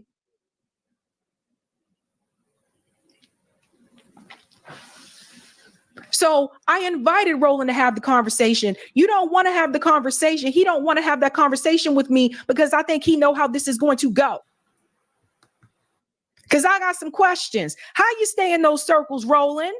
How you stay in those circles when you were cheating behind the damn scenes, handing over questions to people and shit? How you get to stay in those circles? Somebody let me know, because usually when you get fired from corporate media, usually you're not allowed back in those circles. Just ask people like Mark. Nah, that boy Bill Clinton love them Greek freaks at the little parties they be having. Have rolling around there serving them drinks, you know, dancing around there, cooning there before the building like that type of BS. So yeah, he gave Hillary leaked the questions too. That's why CNN got rid of him. But he lucky he didn't kill himself. You feel me? To protect the Clintons and Donald Brazil. Rolling lucky, you know, but he paying them back when he attacking every black person who go after Kamala. He attack him like an attack dog, making a fool out of himself. And I'm just so happy that people always remember that on his laptop, he watching videos of naked men, and at Air Live, he can't get rid of that. See, that was meant to come out. That was his karma. See, we would never know about that. You running on here trying to embarrass Tyrese and embarrass other people on behalf of the Democrats, but you wind up shaming yourself. But he don't got no shame. He didn't care. He didn't care. His wife already know that ain't no real marriage. Mark Lamont Hill. So how is it, Rolly Roll?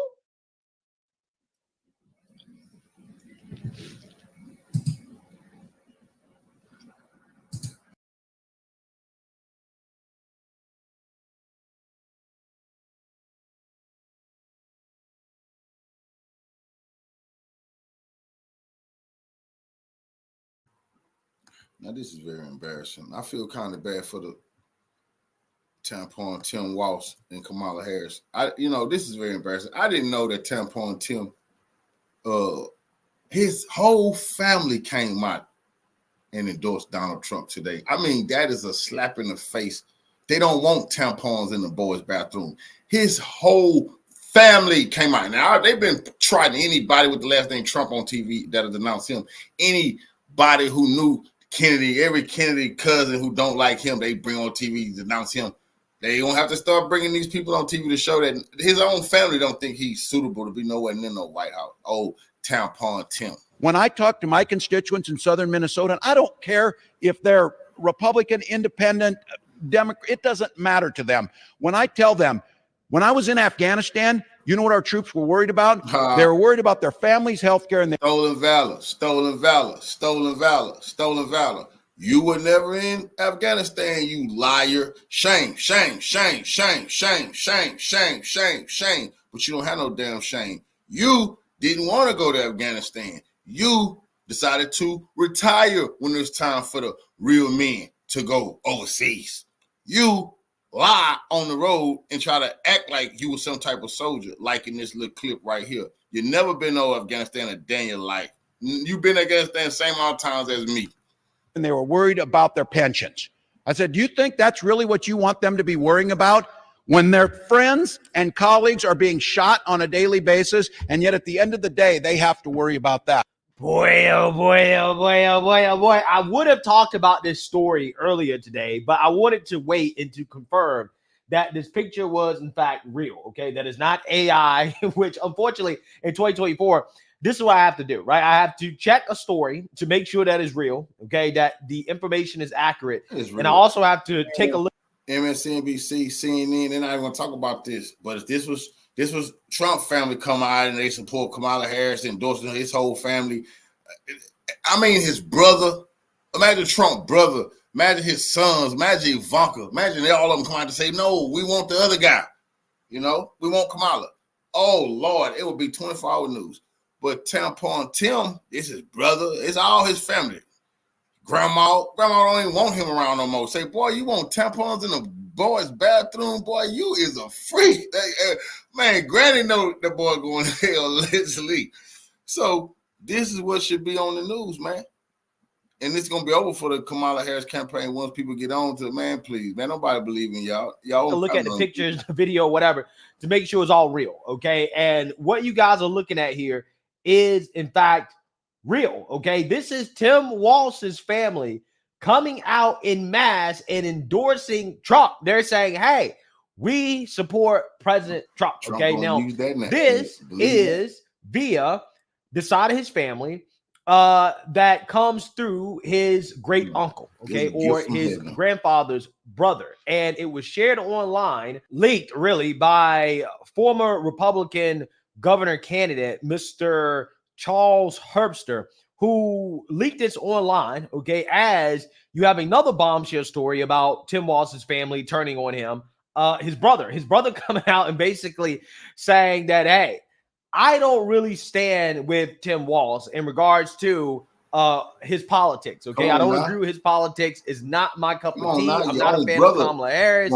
And what I find to be particularly interesting about this is that this story has come out in the midst of the mainstream liberal media running a new psyop involving one of Trump's family members, his nephew, Fred Trump, participating in the anti-Trump family grift, right? I mean, like his nieces, what's the woman named Mary Trump, right? The woman that's always on MSNBC. The contrast between how the Dems did it last night and how the Republicans did it. I mean, it literally is like a funeral on. It was a wake. Yeah, it was like but like a white people waspy funeral in the rain with black umbrellas. That's what the RNC was like. So, you know, they just cannot. She a trust fund. The Republicans did nothing right. I just choked on my coffee like they do in those memes. I'm sorry. Excuse me. Thanks for sharing, though. Are you okay? Okay. So it's the Republicans did nothing right, unless you think it's a right thing to have a bunch of racist women abusers, you know, introducing your candidate. And the Dems have not put a foot wrong at all. Okay, they have her on MSNBC, another Trump trash. Like that. Mary Trump's about racist. Like lady will clutch her purse if she don't see any of y'all. And she walked past that lady right there in her car. I guarantee you she locked that door. Like, hey, lady, I'm just walking in the store. I'm telling you, you walk past, I don't have any change. Right, bitch, ain't nobody excuse my language. Ain't nobody ask you for nothing. I don't like that. The Democrats like that act like they not racist. I say this once and I'll say it again. When black people used to complain about white people in general not wanting black people living in their neighborhoods, I swear to God, I never once heard that the Democratic whites used to say, yeah, come on, I'm a Democrat. You can stay next to me, buddy. I never once heard Democrats putting hey, it's good for the blacks to stay here. I'm a Democrat. It was all whites. You didn't even know their politics because they just was white. Yeah, they vote Democrat or Republican. Your ass not want it. That's why we can't sit and let these fucking racist ass Democrats pretend like they are our only hope. Man, please. You sure? Man, I ain't trusting you.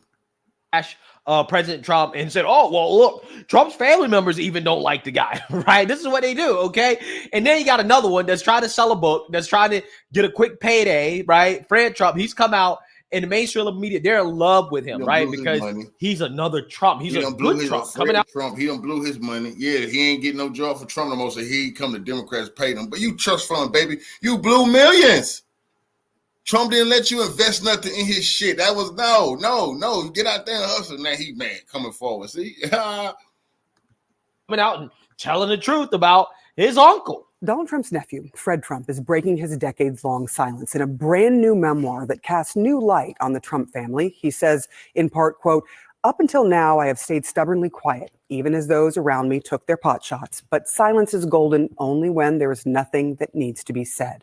Fred Trump is now saying many things about his uncle, including that Donald Trump uses people based on their race to his advantage. The Trump camp, of course, responding to this, saying, quote, this is completely fabricated and totally fake news of the highest order. It is appalling, they say, a lie so blatantly disgusting that it can be printed in media. Anyone who knows President Trump knows he would never use such language in false stories like this. So I guess Stephen Trump, he the one we can trust. Oh my goodness, what do you want? You want to be senator?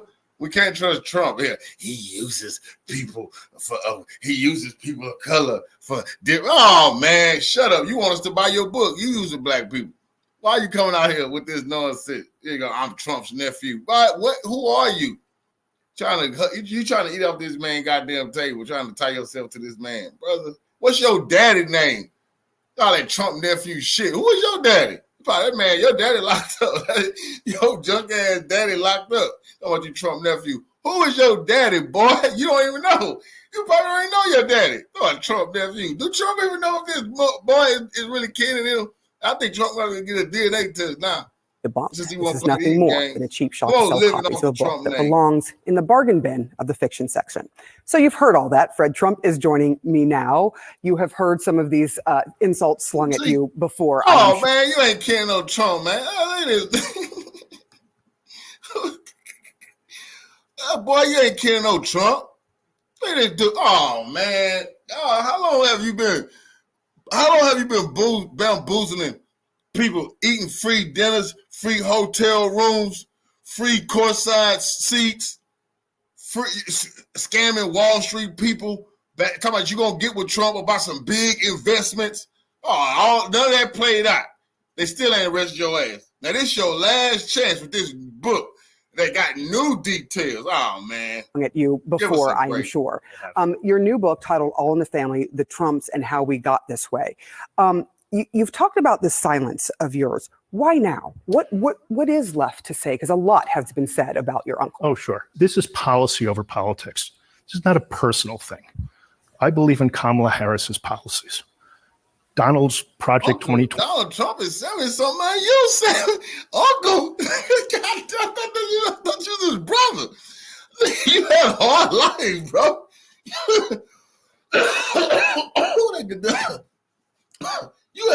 You had a hard life. Damn, I thought your ass was 70. What the fuck you mean that's your uncle? 25, which he has his hands all over. He has disavowed it. It's almost like him saying, "I had nothing to do with the building of Trump Tower." It's him, and his followers, and the people that will be in his administration who it will be a dystopian future. I say future, but it will bring us back decades. So it sounds. Yeah, so this guy claims that it's not personal, okay? It is be policy over politics, but I beg to differ, right? This is actually profit over family, okay? This guy is literally selling out his family to take advantage of the anti-Trump family grift that probably a lot of Trump's family members are the ones that frequently go on MSNBC and to trash Trump. Yeah, they've been getting rich off of this, right? Or they're getting richer. I can imagine that they're already pretty well off, okay? They have the Trump family name. But some people are just greedy, man, and they just want to take advantage of the Trump derangement in the media in order to try to sell some product, some book, to be relevant. And that's what this guy is doing, right? This guy comes out with a book. About 10,000 now, copies. why didn't you come out before when you didn't have a book, right? When you didn't have anything to sell, okay? When it was just, hey, I'm going to come out and say this. Why did you wait until now and you come out with a whole book? Well, because, again, this is about profit, right? There's a chance that, hey, if Trump loses the election, this grift won't be as profitable, right? I mean, that Trump grift, the anti-Trump grift, is not going to be as lucrative as it has been. And right now, it is the most lucrative that it's ever been, okay? Right before the election, this guy is like, hey, you know what? This is my last chance to get in, okay? So I'm going to come out with this book, trashing my uncle with all types of lies and other things as well, too. And I'm going to do exactly what Mary Trump is doing, right? This is what he's doing. Now, again, what I find to be fascinating here is that this guy is getting a lot of attention, the same way the other Trumps have gotten attention, who've come out and trashed President Trump. You also have the Kennedys who do not agree with RFK.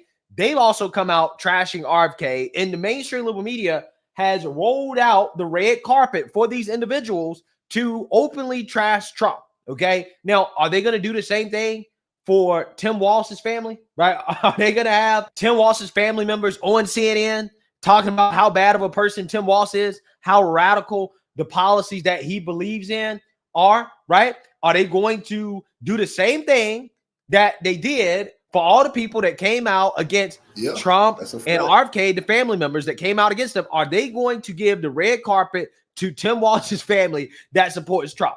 Are they going to do that? I don't think so. I really don't think so. I think they're going to cover this up. Okay. Again, they tried to say it was AI. Okay. This is what they tried to say initially that it was fake, okay? Now they're trying to dismiss it by saying, well, Tim Walz, they don't really know them, right? Tim Walz doesn't know that side of his family, okay? It's not that big of a deal. Move on, right? Yeah, he don't know his Whatever. brother But and again, his they'll drag grandma and all his anybody, names okay, belong. from Trump's family on television to trash Trump. So again, it's just funny how that works. But you do have Jeff Walz, the brother of Tim Walz. He has spoken out on Facebook, and he says, I am 100% opposed to all of Tim Walz's ideology. Okay. Now, he said this on Facebook, and some of the media, the honest media, like News Nation, they picked up on this and they're covering this story. Now, again, MSNBC is not talking about it. CNN is not talking about it, right? But again, they're talking about all the family members of Trump and RFK that come out against them. But for whatever reason, they're quiet on Jeff Walz, who has received some backlash. Okay. And now he's kind of clarifying his comments. So I want to react to it. So without further ado, let's get into it. Nation's Rich McHugh spoke exclusively with Jeff Walz, and he joins me now. Rich, what did he have to say? Hi, Elizabeth. So I spoke with Jeff Walz for about 15 minutes this morning by phone. He said, look, he wants to clarify some things. He never intended what he wrote to be viewed by a national audience. It was on Facebook and probably the wrong forum. That said, he did not shy away from his words. He said everything he wrote is true. Take a listen. It wasn't my intent. It wasn't our intent as a family to put something out there to influence the general public. In an exclusive interview with News Nation, Jeff Walz, brother of Democratic VP candidate Tim Walz, says he wants to set the record straight after criticizing his brother Tim on Facebook, saying he's not the type of character who should make decisions about our future and that he's, quote, 100% opposed to all his ideology. Former President Donald Trump quickly pounced, praising Jeff on Truth Social, writing, sounds like a really great guy, despite saying to his Facebook friends that he had thought long and hard about endorsing Trump on stage. Now he tells News Nation he wants no part of the election. Now, again, this guy clearly is a Trump supporter, right? He just doesn't want everything that comes along with being stunning and brave, okay, and coming out and actually endorsing Trump, right? But he's warning the people about Tim Walz, okay? So, you know, again, it's funny because when a family member of Trump or of RFK comes out against them, the mainstream elite, they're all over it, right? It's a big deal, okay? But this right here is being swept under the rug. Again, it's fascinating to see the difference. And we're not campaigning or anything for him or against him or anything like that. Jeff, who is a registered Republican and donated $20 to Trump's 2016 campaign, stands by his comments that he disagrees with his brother. I will say I don't agree with his policies. But he says his posts were intended to rebuke rhetoric that he was ideologically in lockstep with the vice presidential nominee. It was a post that I made because I was getting a lot of feedback from my friends, old acquaintances, thinking that I was feeling the same way that my brother did on the issues. And I was trying to clarify that just to friends. I used Facebook, which wasn't the right platform to do that for. Yeah, they were probably asking him, does he agree with tampons in the boys' bathroom? Right? They probably were questioning his sexuality. Like, are you like Tim Walz? Okay. How much are you like your brother? Okay. Do you believe in all the same Looney Tunes policies that Tim Walz believes in? Right. So I can definitely understand why Jeff Walz felt so much pressure to come out and to rebuke his brother, right, in his ideology, because I wouldn't want to be associated with Tim Walz either, right? This dude is a liar. Okay. He's lied about his whole life. Okay. And he's a communist. Okay.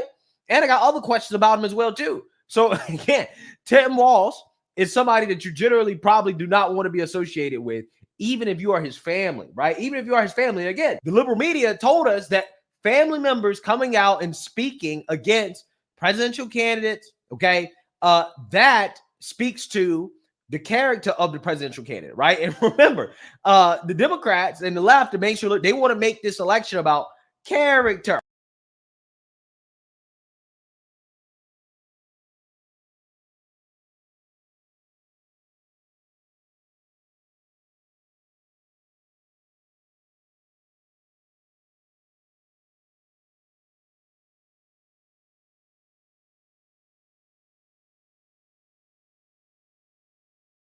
the podcast, ladies and gentlemen, Vice President Kamala Harris literally has been told, or she's just doing it herself, she's trying to run from the American people. Now, what do you mean by run from the American people? She won't talk to nobody. She won't do an interview. She only did one so far, and you saw how bad that went, right? Well, recently, she's gotten so bad with it. I want you to see what she decided to do when she got out of her vehicle and got into the plane. Just watch this.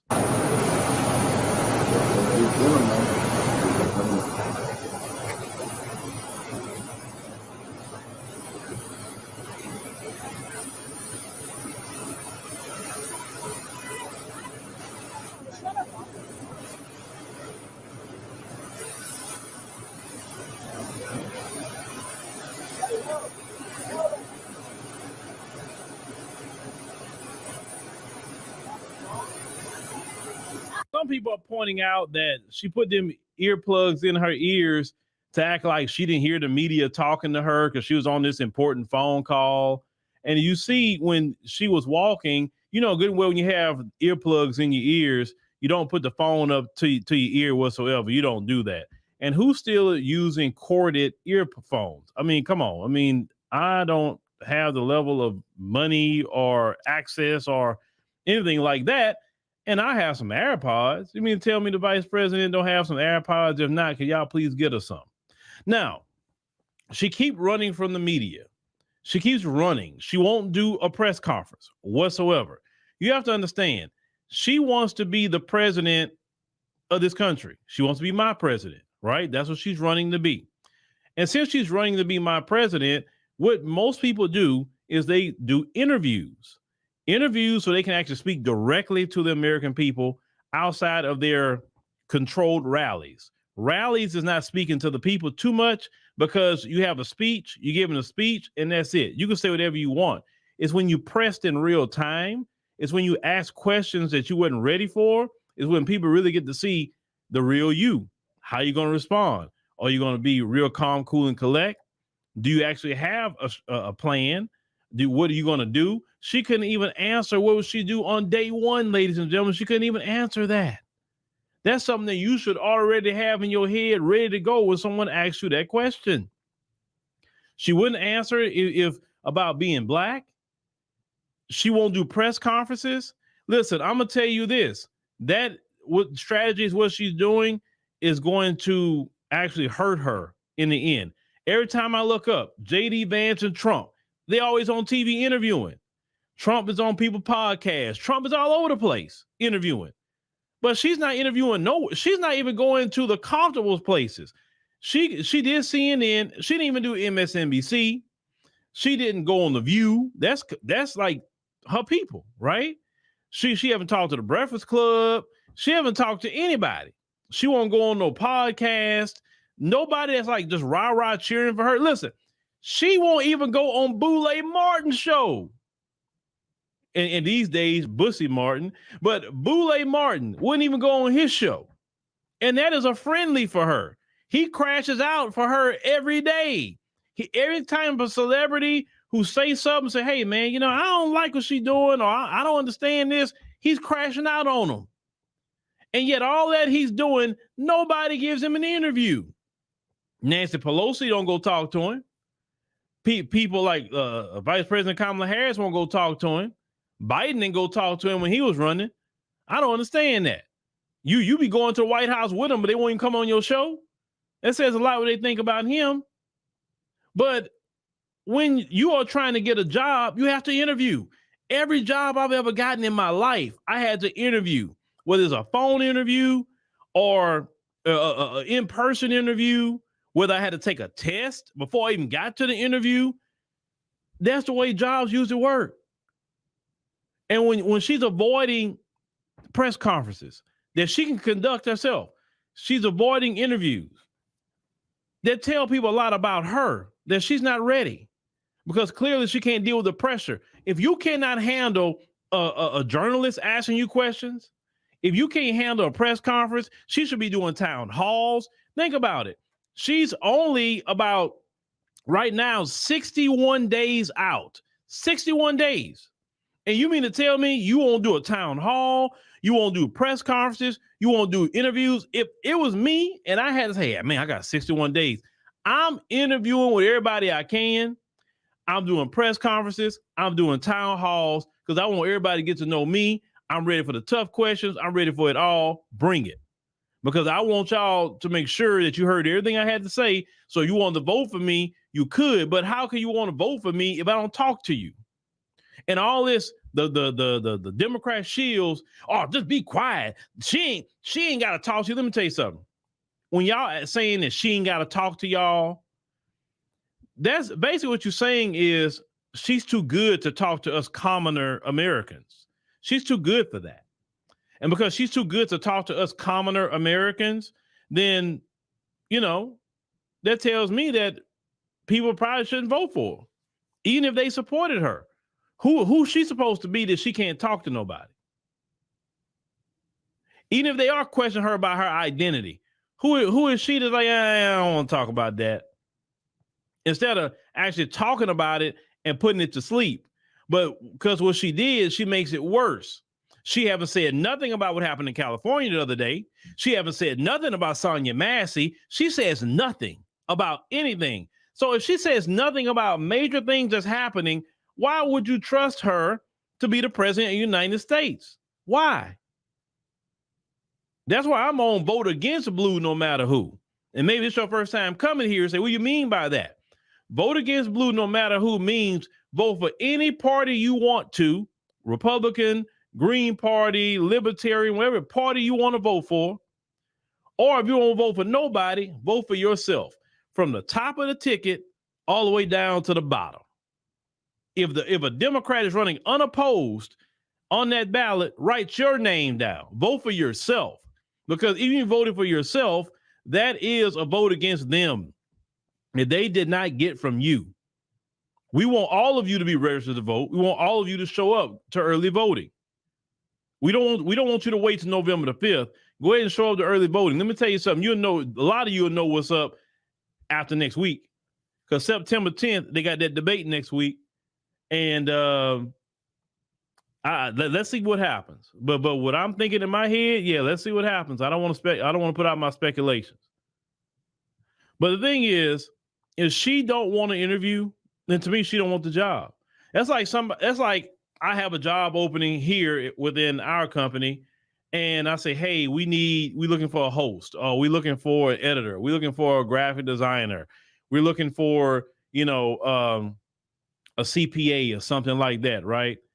And people say, yeah, I want the job. I say, okay, well, shoot, let me schedule an interview, X, Y. And they were like, nah, I don't want to do no interview. I just want the job. What? Well, so I got to know your skills. I got to know, what you're going to bring to the table. I got to know all that sort of thing. Before I'm going to pay you. Look, just hire me, and then you'll find out all what I'm capable of and everything I got going on. But you got to hire me first. Then you'll find all that out. Most jobs will not hire you talking like that. They say, if you don't want to interview it, well, bye. Like, is it like, who are you supposed to be? You want the job. You know what I'm saying? Like, that's crazy to me. And that, but of course, the Shield's going to agree with it. The Shield's going to agree with her disrespecting us with her black scent. They're going to agree with that. They're going to agree with whatever, right? I mean, it's safe to say they don't have a mind of their own. And that's okay. That's their mind to waste. But the rest of you, that's not cool if she's not talking to people. Like what kind of campaign look, what it's telling me is that the Democrats know she's so bad at interviews. She's so bad at word salad. And they're saying, look, don't even answer the press. Don't do interviews. And we're going to just wing it that way. That's sad when Joe Biden would do interviews in his cognitive decline. Joe Biden would do interviews and she won't do them. That's crazy. That is crazy. Why did y'all put her up if she can't interview? Why did y'all go get another Democrat? There's other Democrats y'all could have got. But with that one, but see what I think it is, y'all. If she loses this election, they're gonna blame, well, of course, black men. We're used to it. But they also gonna blame black women. Now, I told y'all this. If she lose, they're going to blame black women because they're going to say, well, we really didn't want her, but black women was threatening to splinter the vote, and we wouldn't have won unless we put her up there. We wanted Gretchen Whitmer. We wanted Gavin Newsom. We wanted this one. We wanted that one, right? Whatever they wanted, but they originally did not want her. So, and if she lose, and the Democrats turn on all of them, good. Because you shouldn't have been over there with them people no way, because you're not fighting for black people. You're fighting for your little prestige. Crazy. Right? But I don't know what campaign strategy it is. Every president candidate, from the time I could recognize them all the way up to now, from Ronald Reagan, that's the first president I remember, at least I remember, I was a kid, Ronald Reagan, all the way up to now, they did interviews. They did press conferences, town halls, debates, all of that. She's not serious. I don't take her serious. If you want to interview, if you want to do press conferences, you want to go talk to people on podcasts, you want to do nothing. How can I take you serious? To me, it's like you don't want the job, or you're so arrogant that you think you're better than everybody, all Americans, and like, I ain't got to talk to them. Who are they supposed to be? They just need to come vote for me. They just need to shut up and vote. That's what they need to do. And that's a problem. That's a problem. But let's see how long she's going to duck and dodge. I don't think that's going to work out too well in the end. And if she loses this election, that's one of the first things they're going to say. She never talked to the American people. She ducked and dodged. She didn't do no town halls. She didn't do no press conferences. What did she thought she was going to do? Oh, they are going, if she lose, they are going to, her political career is done. I'll be on with y'all. If she loses this election, her political career is done. She better go on with Doug and take her, vice presidential salary she get for life, and whatever she chooses to do later. But I think her political career will be done if she loses this election, because the way she's doing things, it's not like she's out here trying to fight real hard against Trump. Like, rallies don't get it. You got to interview. That's part of it. But let me know what y'all think about that. The other.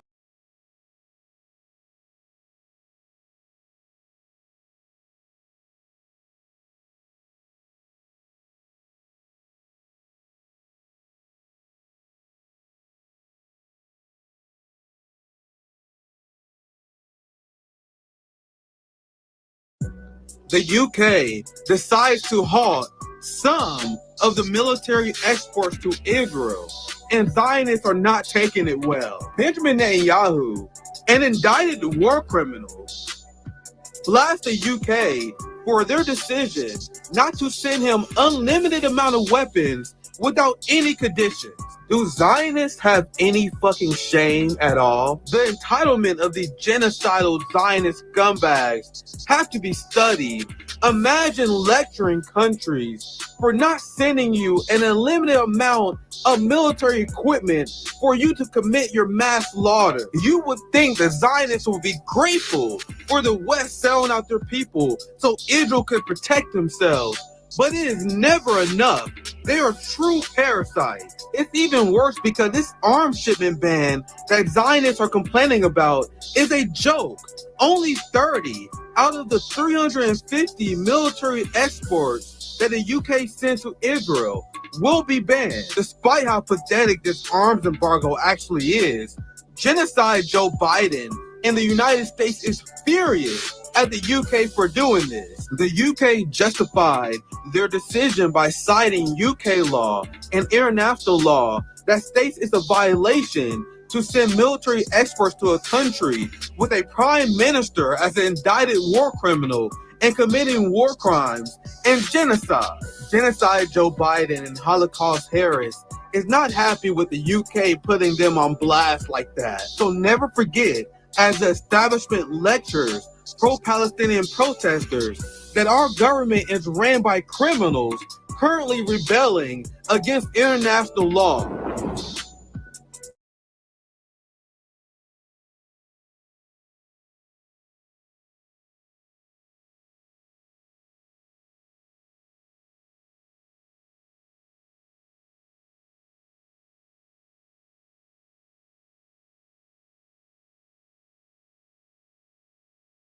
come in a full administration, stealing right from Justin Trudeau and the communist policies.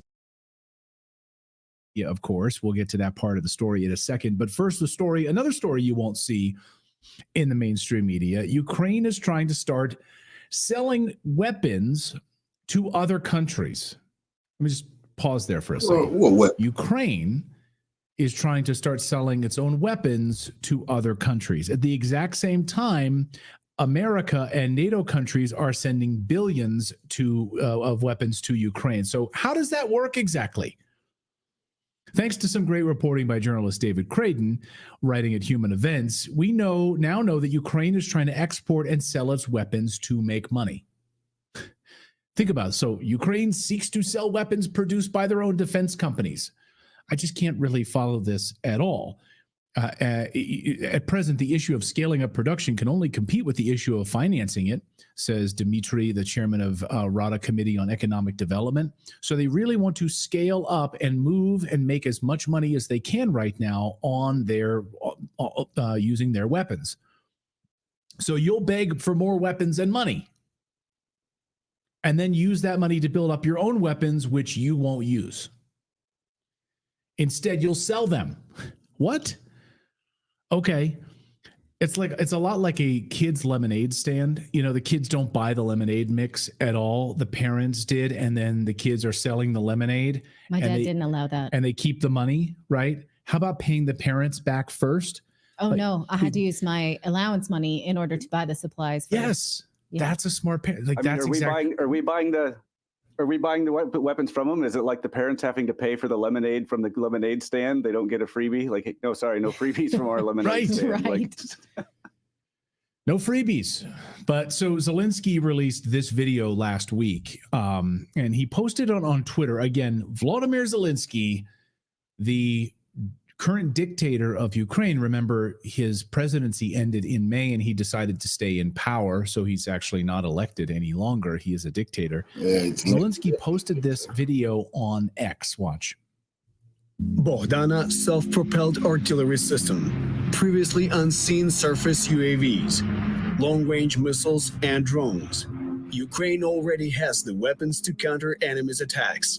But as the war continues, Ukraine continues to increase its military production.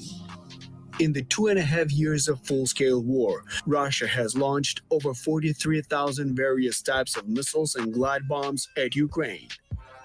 One of the most effective ways to counter this is to strike at the carriers of these weapons, Russian aircraft at military airfields. However, allies have not yet permitted Ukraine to do this with their weapons. The state has launched a grant program for private rocket projects, invested in state design bureaus, and implemented deregulation to stimulate this industry. And here are the first results. Introducing Palyanytsia, a Ukrainian long-range rocket drone. Almost everything about it is classified, but some details were made public. 24 Russian military airfields are within its strike range. The entire development was completed within an incredibly short period, in just 1.5 years. The motivation is significant. The sooner Palyanytsia is ready, the more lives it can protect, and the less suffering the civilian population will endure. Palyanytsia will be launched from a ground platform. The engine is turbojet. Okay. So all of this was developed using Windows 94. Did you see that woman on the computer? Go ahead, Philip. I'm sorry. I take serious issue with the statement. Like, I'm sorry, but missiles and bombs do not save lives. They don't protect lives. They take them. Negotiation saves lives. Like, that's how peace talks save lives. You cannot. Right. A bomb is not designed to protect anything. It's designed to destroy. That's its purpose. Well, someone was, of course, meddling in the peace talks, right? And this was all happening. So talk about peace talks, right? Right as this incursion into Kursk was happening, peace talks on the table. And then suddenly we get this incursion into Russia. It's convenient how all of this happens simultaneously, right? When we have peace talks on the table, Boris Johnson gets in the way, not Boris Yeltsin. Boris Johnson gets in the way, and the United States gets in the way. We can't have peace. We want more war. Also, it is a little bit infantilizing when you have this video saying we've got these really strong weapons. We're awesome. We know what we're doing, but our mommy won't let us use the weapons they send us against Russia. So we got to do it ourselves. Didn't you sort of get that? Yeah. And we're going to sell them to make. Okay. So wait, you're going to use our money, U.S. taxpayer money that we sent you.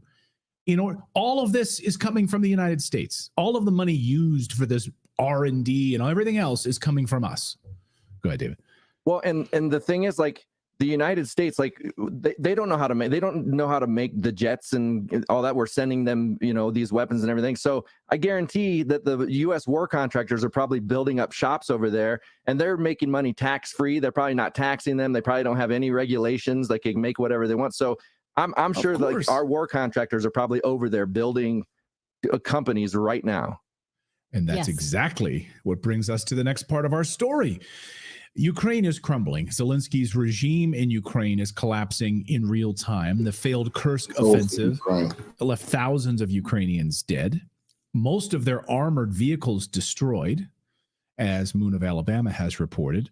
Even pro-Ukrainian Telegram accounts called Zelensky's decision to attack Russia inside of Russia a death sentence, and utterly foolish. Everyone knew it was a death sentence for the thousands of men who were going to basically be used as cannon fodder by Zelensky in order to, bolster his own ego in some way. This offensive was all happening, though, while peace talks were set to take place on the table to move forward in some capacity. And now we're seeing the fallout of that failed offensive. Beyond just a few hours ago, we learned that just about everyone in Zelensky's kind of closest inner circle has quit, resigned, or been fired. They're saying resign, but we know the real story here. They're getting out because they know what's about to happen. The dictator in Ukraine, Volodymyr Zelensky, may soon also be out of a job. How much longer can this guy hold on? Over the past few hours, here's the list of individuals. Thanks to RT for these graphics here. So these are the individuals that have either, quote, resigned or been fired. Dmitry Kuleba, Olega Stefanishina, Irina Vereshchuk, Nikolai Oleshchuk, commander of the Ukrainian Air Force, fired, resigned. Okay, put a pin in Olega for a second because we'll come back to her in just a moment. Here's more. Here's another list. Alexander Kamishin. Denis Molishka. I'm not going to try to pronounce the rest of these, but these are all fired, resigned, fired, all within the past few hours. All of these firings came, though, very interestingly, the timing of this, just after George Soros' son just came to town, went to Kiev to lay out his investing plans for Ukraine. Back to what David was just talking about. Journalist Shay Bowes was asked this very question this morning about Soros, and he brought up some very interesting coincidences about the investing opportunities in Ukraine and what the future looks like there for, defense contractors, BlackRock, Vanguard, the billions of dollars that are going to be put into Ukraine. Can't really do that when you've got bombs falling. Watch. Last week, we had Alex Soros from the Open Security Foundation NGO, the son of the liberal billionaire, the tycoon George Soros, in Ukraine, speaking about doing business deals post-conflict. You've also got the restoration of the country being one of the top topics by Rothschild and co. So you have a lot of investors speaking about what's going to happen to Ukraine. And I put it to you, Shay, that when this happens, when you've got so much money at stake, people want return for their buck. And now we're seeing this happening, right? Mm-hmm. Indeed. And to suggest that this kind of money, the people in charge of the investment in Ukraine, if you like, if you can call it that, the economy is in tatters, if you like, to use the words of a very famous European politician. These people have immense influence. And also what's interesting, if you look at some of the more important people who have resigned or been fired, like Olga Stefanishina, the Deputy Prime Minister for European and Euro-Atlantic integration. This would be a post very much responsible for that integration and that connecting with this Euro-Atlantic grouping, which these investors would be part of. Irina Vereshchuk, Minister of Reintegration of the temporarily occupied territories, places like Crimea, Donbass, Donetsk, Lugansk, she has also resigned. And Nikolai Oleshchuk, the commander of the Ukrainian Air Force. Now, we've seen this debacle with the first F-16 being brought down with a very experienced pilot, just trained in the US to great fanfare. He was lost, he was killed, and the first F-16. So the commander of the Air Force has also seen his career crash and burn, if you like. Interesting timing, isn't it? So is Soros trying to reshuffle things in order to carry out peace talks? Well, the way Zelensky framed it is that these new positions, he's going to replace them and it will give new strength to Ukraine. Who believes that? Who would think, oh, yes, you got to out with the old in the middle of a war? Definitely. New Ukraine's strength. going to be stronger now. Right. Because the people you told us to trust them to lead to success in a war are out now. Okay, good. Feel good about that. I mean, or is it that, I mean, here's the thing, like Putin wanted to negotiate, and he brought up that we can't negotiate constitutionally with a dictator. Mm-hmm. Like, you are no longer in power. You're no longer the president of Ukraine. You're now a dictator. Your term ended in May. Also, Parliament is also out of power, and they're no longer technically in power. Who are you going to negotiate peace accords with? Right. People who aren't legitimately elected. So who is going to actually be the de facto dictator? Who's going to be in power right now? And will George Soros' son Alex have any say in this as well inside of the Zelensky regime? Will Zelensky be removed very soon? I found this very fascinating because Foreign Affairs magazine just out with a brand new article. Now, Foreign Affairs magazine, keep this up on the screen if you would, Philip. They have been absolutely in the tank. They are mouthpieces, of course, of the military-industrial complex in the United States. They are mouthpieces of the CIA. So Foreign Affairs magazine absolutely wants war. They've wanted it for years. They are neoconservatives. They are in the tank on all of this. And these two writers, Michael Kaufman and Rob Lee, we've covered their stories before here on the show. They've been very pro-Ukraine, and any sort of weird boondoggle moves that Ukraine has made in the past, they've supported. But they're really slamming all of these moves lately militarily in Kursk. The idea is to attack Crimea. You need to read the piece. It's a deep piece. But basically, they're saying, who the hell's in charge over there? They don't know what the hell they're doing. They're going to try to attack Crimea. And in Foreign Affairs magazine, they said, it doesn't make any sense at all. It raises more questions than answers. A series of disparate efforts do not a strategy make, they say. Kiev's present theory of success remains unclear, meaning they don't have any idea what it means to be successful against Russia. So all of these people are fired now, and what? Who are you going to put in place? And what strategy will they employ? You're not going to become a member of, NATO, by all accounts. So what's going to happen? You're just going to continue to use this territory as cannon fodder for Ukrainians being killed and weapons being tested? Or is Soros up to something different here? I mean, I'll sort of put it out there on the table. What do you think? I mean, if the money there is there for investment and they want this country rebuilt because now they own all of the land, BlackRock, Vanguard, Soros, all of these billionaires that now own Ukraine, they're not going to want an unending war in this spot. They're going to want investment. They're going to want buildings built. They're going to want to start to rape as many of the minerals as they can from the ground and steal as much as they can from Ukraine. But unfortunately, most of those mines that are resource wealthy are now part of Russia, and they will not, by all accounts, get it back. So are there other places that they can exploit? Now, if you'd been studying Ukraine for the last 20 years, you'd know that people who worked in those mines had said, Ukraine exploits us. We never wanted to be a part of Ukraine. We send them all of these, treasures that we dig out of the ground. They give us nothing in return. They take for us and give us nothing back. So will now the rest of Ukraine have that be their fate now that the Donbass is no longer available to pillage? That doesn't sound awesome. So if you live in the rest of Ukraine, in Western Ukraine, you might think, I don't want to be the new Donbass, right? So why would you root for this government, this corrupt government? Zelensky is a war criminal. I mean, you had I mean, I literally don't know guys what they're- standing in there. Go ahead. I don't know what their rules are over there for elections and stuff, but maybe Lindsey Graham could go over there and become president. Let him. Yeah, give him citizenship. Yeah. They love him over there. Meanwhile, I don't know if we have this video. This is unbelievable. So this was posted overnight. So we talk about some of these new weapons being developed by Ukraine. These are now the Ukrainian drones, which is now spitting fire. According to reports, it shoots hot thermite. It looks like a dragon flying over, shooting hot like lava down on people. I mean, this is like the kind of stuff they're developing now. Maybe they can send this out and start selling it. I guess as part of the weapons package that the United States is funding. Lava, thermite. It uses iron oxide, magnesium, is able to reach 2,400 degrees Celsius, and fly over Russian positions and just burn people. I mean, isn't alive. that technically like a bio kind of weapon? Like that's against the Geneva Convention, like chemical weapon.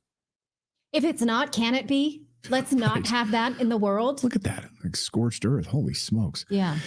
Yeah. So, well, I think it's interesting. All of these firings in the past few hours in Ukraine. What's coming next? Will peace talks now be on the table, or is this a major setback for peace in this area? And will more Americans die? Because Americans are dying there. We now know that a number of foreign officers were also just killed in the past 24 hours there from Sweden. Were also killed. How many more international troops are going to be killed in Ukraine until they end this madness? As our friend Colonel Douglas McGregor likes to say, make peace now, you fools. So we'll end it there. All right, we got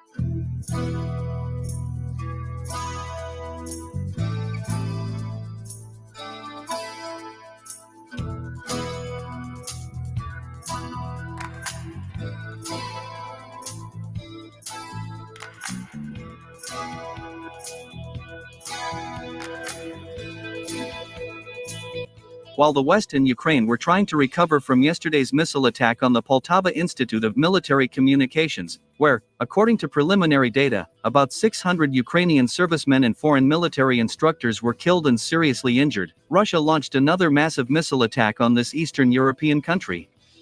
So, on the night of September 4, 2024, independent monitoring services began to record dozens of explosions almost throughout Ukraine. The air alert sounded in almost all major cities of the northern, central, southern, and even western parts of Ukraine. This time, Russian missiles managed to destroy dozens of military installations of the Ukrainian army and NATO forces in the Dnipropetrovsk, Odessa, Lviv, Volyn, Sumy, Kiev, and Kharkiv regions.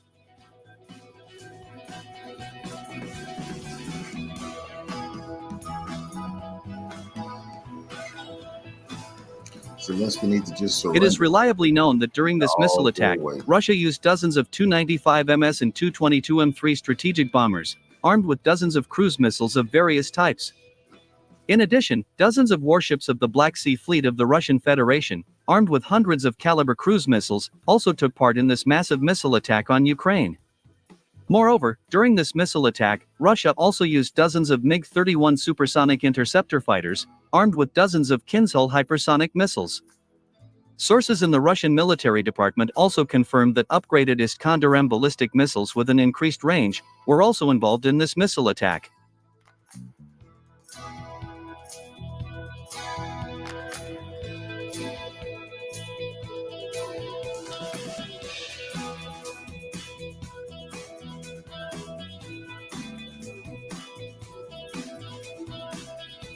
So, in the Dnipropetrovsk region, a Russian ballistic missile hit and destroyed a hotel in the southwestern part of the city of Kryvyi Rog. It is reliably known that a few hours before this missile attack, about 50 Ukrainian soldiers and about 30 foreign mercenaries from Poland and France arrived at this hotel. As it turned out, General Sersky planned to transfer them to the Pokrovsk direction of the front, to strengthen the grouping of the Ukrainian army in the city of Pokrovsk. However, these plans of the Commander-in-Chief of the Armed Forces of Ukraine were not destined to come true. As it turned out, as a result of the direct hit of the hotel, about 40 Ukrainian soldiers and about 20 foreign mercenaries were killed. It is reported that the remaining militants were seriously injured.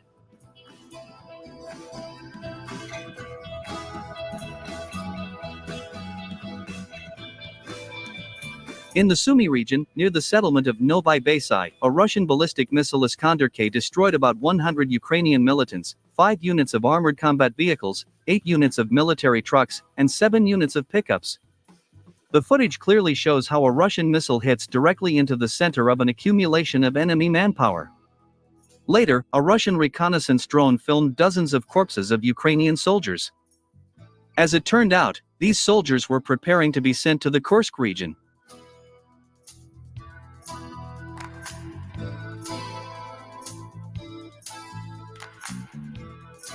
In the Kiev and Volyn regions, in cities such as Lutsk and Kiev, Russian Kinzhal hypersonic missiles struck and destroyed 2 classified decision-making centers.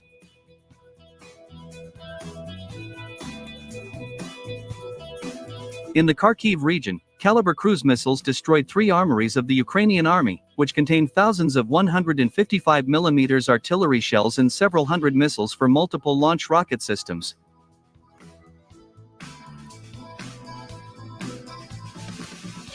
In the Odessa region, a Russian hypersonic missile struck and destroyed an underground warehouse in the southern part of the city of Odessa.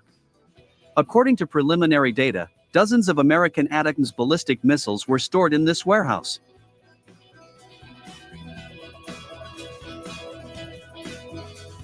In the Lviv region, in the city of Lviv, Russian Kinzhal hypersonic missiles hit several objects.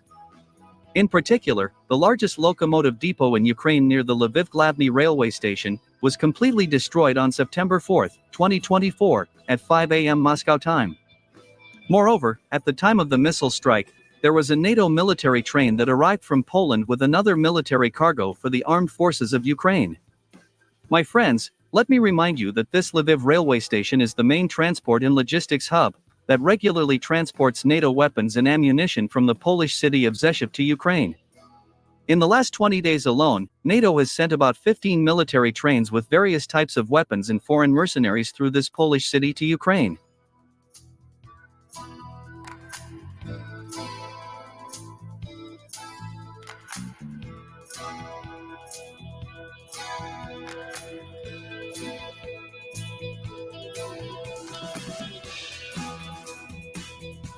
At the same time, it is worth noting that this Lviv railway station was guarded around the perimeter by the best Western air defense systems. It is reliably known that to protect this transport and logistics hub, the NATO leadership has deployed 5 units of Italian SAMP-T anti-aircraft missile systems, 3 units of German IRIS-T-SLM medium-range ground-based air defense systems, and 2 units of American Patriot missile long-range air defense systems. However, as subsequent events have shown, even these best Western air defense systems were not able to shoot down a hypersonic missile Kinzhal. In addition, the Russian military also destroyed the Hotel Villa Sofia in Lviv. It is reported that at the time of the missile strike, the Ukrainian military and so-called foreign mercenaries were in this hotel. According to preliminary data, as a result of this missile strike, 30 Ukrainian soldiers and 15 officers of the Polish army were killed. It is reported that these Polish officers were in the status of military instructors in the city of Lviv.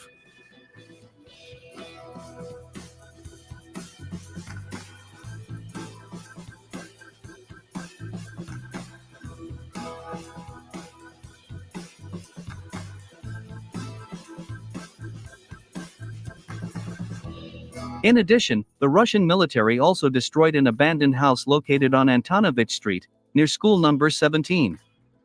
As it turned out, the Ukrainian army used this abandoned house as a warehouse for NATO-supplied weapons. The fact that the Ukrainian High Military Command decided to store Western weapons near the school where children study, once again confirmed that the Ukrainian generals are ready for any meanness to achieve their goals.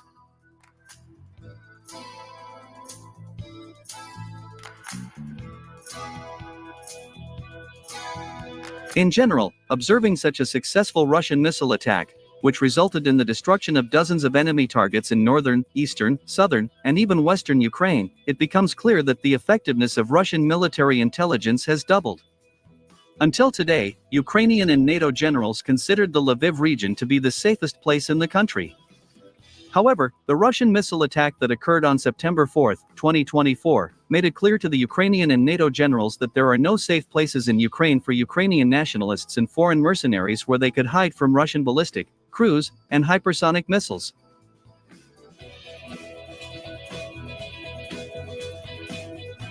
By the way, commenting on such a successful Russian missile attack on Ukraine, the American newspaper The New York Times admitted that this missile attack further demoralized Ukrainian soldiers, especially given the fact that the Ukrainian army continues its rapid retreat in the Donbass. According to the American newspaper, this missile attack on Ukraine once again showed the whole world the full firepower of the Russian armed forces.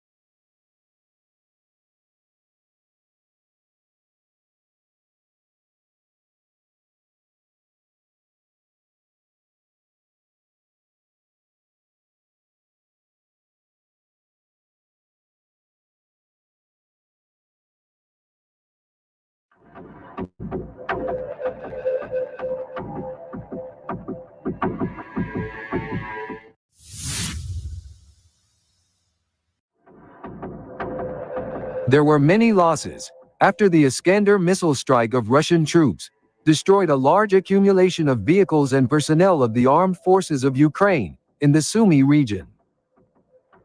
Russian military correspondents released footage on September 4, 2024, showing the work of Russian armed forces reconnaissance officers, discovering a large concentration of Kiev equipment and troops, while disembarking personnel near their stronghold in Bezdrik, southeast of the Sumy city.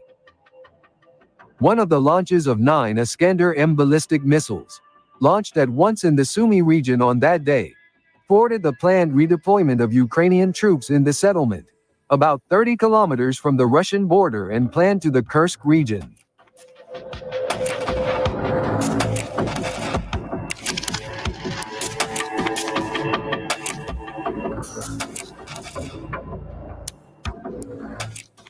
All invisible to the media of the war supporters, the high price of the failure of the Kiev officials in the Kursk mission was paid by the Ukrainians who were forcibly recruited.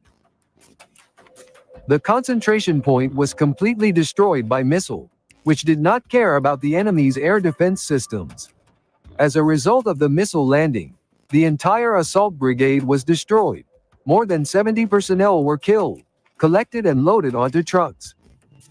According to the information received, at least some units of equipment were destroyed, such as 7 cargo vehicles, 4 armored combat vehicles, and 9 off-road vehicles. In recent days, Iskander missiles have been diligently working to destroy enemy personnel, including their headquarters in several regions of Ukraine. Victims include NATO personnel.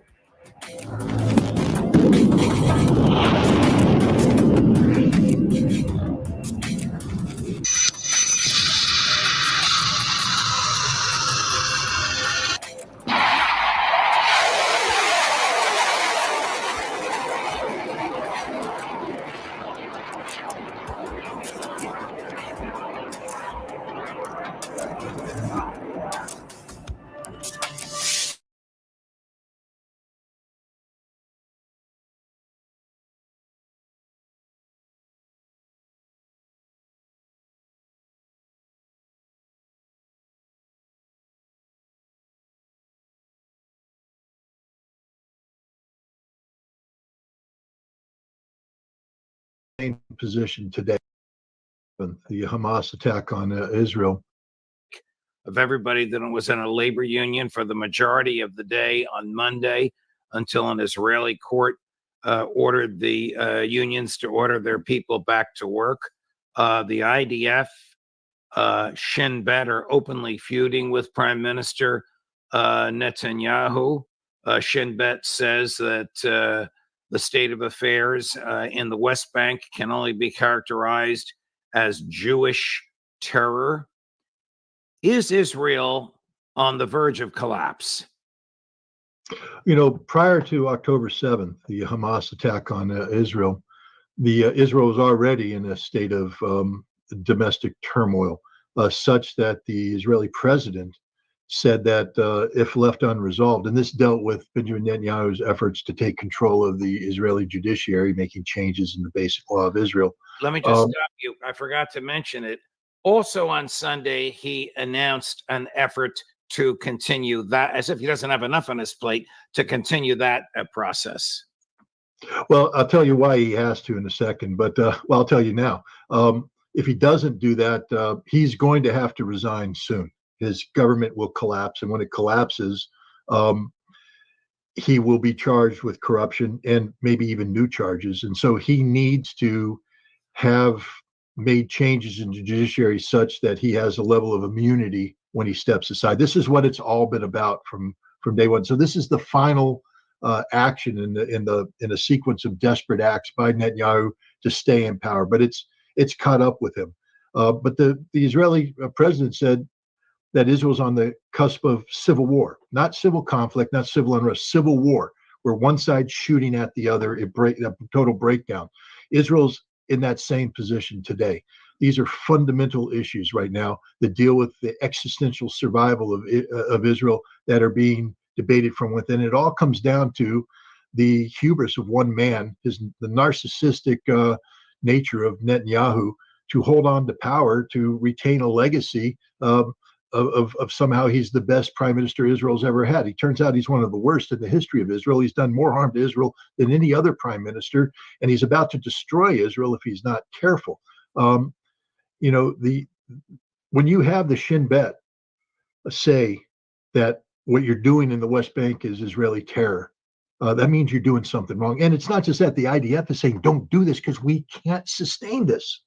We're already overstretched. In order to do what they're doing in the West Bank, they have to pull forces out of the northern front where Hezbollah is waiting. The forces they just sent up there to confront Hezbollah, but now they're pulling them back. Meanwhile, he's doubling down on stupid and Hamas, further extending the IDF, an IDF that's already overextended on the breaking point, logistically, morally, physically, emotionally. The nation is exhausted. Israel can't do this. There's been many observers who have echoed what I've been saying, that the longer this goes on, the more likely you're going to see the total collapse of Israel as a nation state, where people will start fleeing in numbers such that demographically Israel cannot sustain itself. That's where we're at right now in Israel today. And one of the main reasons is because Netanyahu has allowed Israeli civilians, citizens, to die in Hamas custody. And he is under the belief that, you know, whether or not they were executed by Hamas, I don't think too many people believe that story, but I can't make a final judgment on that because I don't know the forensics. But what we do know is they would have been alive had Netanyahu agreed to the ceasefire back when it was put on the table. So were others. That the only reason why these people died is that Netanyahu is being unreasonable about a ceasefire because Netanyahu wants to stay in power and he knows that a ceasefire will bring the end of his coalition and he will have to resign. So for his own political ambition, Israeli hostages have died and the Israeli people are fed up with this. That's the reality of what's going on in Israel today. Do you think Netanyahu knew of October 7th before it happened, or looked the other way, created the environment in which it could occur? I believe this is a situation that parallels what we saw back in 1973 in the lead up to the Yom Kippur War, where the intelligence services of Israel and the IDF itself were warning of an imminent invasion by Egypt. They had collected all the information and the dogs are. How are you, Maverick? Yeah, I think there's somebody at the door, but hopefully they'll get the hint and go away. I'll tell you. Let me deal with this. Give me 2 seconds. All right. Well, he deals with Maverick. We are going to talk about Israel, obviously, but we're going to get into with some depth what's been happening in Ukraine. As many of you know, today, Prime Minister or President Zelensky fired or requested and received, however you want to look at it, the resignation of nearly all of his cabinet, including his foreign minister. This on the heels of a massive Russian attack using ballistic missiles that travel, as Colonel McGregor said not too long ago, 4,500 feet per minute, which cannot reasonably be stopped. I think Scott is back. Chris, do we have him back? There we go. Just wanted to show the culprit, the new puppy who. All right. Is barking. It wasn't the FBI, which is the good news. So I want to tell you, I thought that it was when you said somebody's at the door. I hope they'll go away. no, just so everybody knows, I guess at 2:00 today, the Justice Department is going to be unsealing a series of indictments that appear to focus on RT and such. So there, whether or not I'll be part of these indictments, I don't know, but. So there's always that looming threat of the knock at the door, but that wasn't them, so we shall continue. Yes. So you were explaining how precarious Netanyahu's situation is and how everything he seems to be doing is generated by his own fear of incarceration and arrogance. And then I asked you if you thought he knew about October 7th before it happened, or knowingly looked the other way, or created an environment in which it could happen because he wants these wars and he wants an excuse to induce the U.S., let's face it, Lindsey Graham, to attack Iran.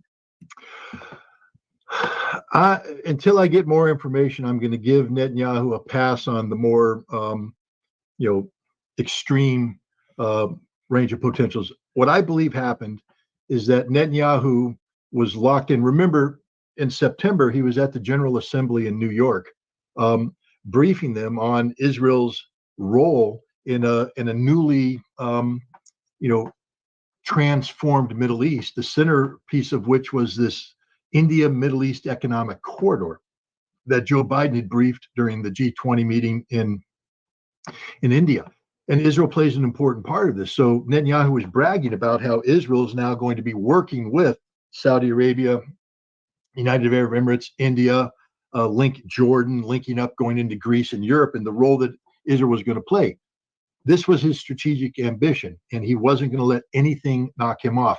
He believed that he had bought off Hamas, that he had opened up the borders and allowed thousands of Palestinians to come out of Gaza and get work permits in Israel, and that the economic incentives that were accrued from this were such that all the intelligence that he was receiving about Hamas preparations, he said that's just Hamas doing political things to keep their people satisfied, but Hamas will never do anything to disrupt this wonderful situation we've created for them, which, by the way, if it manifests itself, means there will never be a Palestinian state.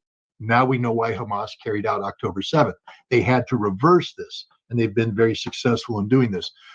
I think Netanyahu, together with his senior leadership, allowed themselves to be misled by their own focus on this ambitious program. And instead of doing what they should have done, is to sit back and take a long, hard look at what this was doing. At a minimum, they had a chance on the night of October 6th to sound an alert, to say, let's call out the reserves, let's get everybody up, let's get everybody standing to on the border with Gaza, let's get everybody ready because we have information that says they're going to attack soon. Gotcha. But instead, when they met, Netanyahu wasn't even brought into this meeting. The chiefs, intelligence chief, they said, we'll reconvene in the morning. But by the time morning came, it was too late. So I think this is incompetence. I think this is arrogance. But as much as I dislike Netanyahu, and you have to understand there's a visceral hatred of me that goes back to the role he played in the assassination of Yitzhak Rabin in 1996. I don't like this guy. I disrespect this guy. I despise this guy. But I'm not going to sit there and say that he deliberately allowed this to happen for some grand plan. Even in Netanyahu's sick mind, I can't see him going there yet. Who knows what the future will show in terms of information. But you do know that his ardent goal and a task towards which he seems to labor every day is to get the United States in a war with Iran. Correct. But an important part of that is to have Saudi Arabia on your side and understand that you're at that time, Saudi Arabia just consummated a Chinese brokered rapprochement with Iran. And so now it's problematic. The only way that you're going to get Saudi Arabia on your side is to continue this policy that which in order to implement, and the United States was putting pressure on Saudi Arabia had to normalize relations with Israel. And Israel believed that it was on the cusp of normalization of these relations. And once that happens, and you have Saudi Arabia in the Israeli camp, now things can happen, such as Israeli aircraft can overfly Saudi territory, get refueled over Saudi territory to strike Iran. It opens up a whole bunch of operational possibilities for Israel. So I think that was the thinking there. It's not that he had done away with striking Iran. But He just believed. That thinking is fruitless now, is it not? Because Saudi Arabia has basically said, forget about it without a two-state solution. Not just that, but Saudi Arabia is now increasingly being dragged into the orbit of BRICS. It is a BRICS member. In October in Kazan, Putin is going to be convening the BRICS summit. This is going to be a game-changing summit in every way, shape, and form. BRICS is going to grow into adulthood. It's going to have institutions. They're going to be able to coordinate a consensus-driven policy amongst the members. We're talking about expansion. Turkey, Malaysia, Venezuela, Azerbaijan, and other nations are talking about joining this. It's going to create a momentum that's going to drag other nations into this. And I think Saudi Arabia is looking at the writing on the wall, saying this U.S. brokered stuff is history. It's this Russia and China and India brokered stuff that we're going to be jumping in on. That's the future. Right. Well, while we're mentioning BRICS, and before we get to the latest in Ukraine, were you surprised that Turkey announced over the weekend that it has made an application to join BRICS? And if that application is granted, and indications are that it will, can Turkey stay in BRICS and NATO at the same time? Well, the answer is legally yes, Turkey can, but practically, the European Union is the political economic arm of NATO. NATO is the military arm of the European Union. The two live in this, this relationship that supports one another. To have Turkey, the second largest army in NATO, the key to holding the southern flank of NATO, now divorce itself from the economic aspects of Europe and join the adversary, join Russia, China, to focus on Eurasia. First of all, it's natural for Turkey to do this. Turkey has more in common with Central Asia and Eurasia than it does with Europe. Europe's been rejecting Turkey from day one. The European Union does not want Turkey to join, will not let Turkey join. And so it's only natural that Turkey, a growing economy, a growing regional player with geopolitical clout, will turn to the institutions that best support its ambitions, and that's BRICS. I think Turkey's not going to make the divorce immediate. Turkey has decades of being intertwined with the West, and there's a significant segment of Turkish society and the Turkish economy that is still entangled with the West, tied up with the West. You can't divorce that without creating huge problems for Turkey, both politically and economically. I think what Turkey is going to do by going to BRICS is it's going to compel the West to make a divorce with Turkey. Just like Putin couldn't cut off relations with the West, it took the West sanctioning Russia for Putin to be able to do that divorce. I think Erdogan's a savvy political player, and he's going to make the divorce be initiated by the West. That's an easier thing to explain to the Turkish people. And prior to that divorce coming, he will have already made his bed in Eurasia by joining BRICS. Yesterday, remember, it's a lot of Americans are outraged. They trying to keep it off the news. They played it a little bit. I do have a clip of it still where the American soldiers walking down the streets was roughed up. This pathetic attempt to help one another Marine doing some type of run and just belly splash at the Turkish people, which was ridiculous. But anyway, hitting all that. That's how the Turkish people are feeling about the U.S. military because of what's going on in Palestine. So it's way past due. Turkey want to side with Russia and BRICS. They know the EU will never let them into the European Union because they're a Muslim nation. They know NATO is full of shit and been attacking Muslims and using Turkey and their military to do it. So, you know, it's going to be over for that NATO-Turkey alliance real soon.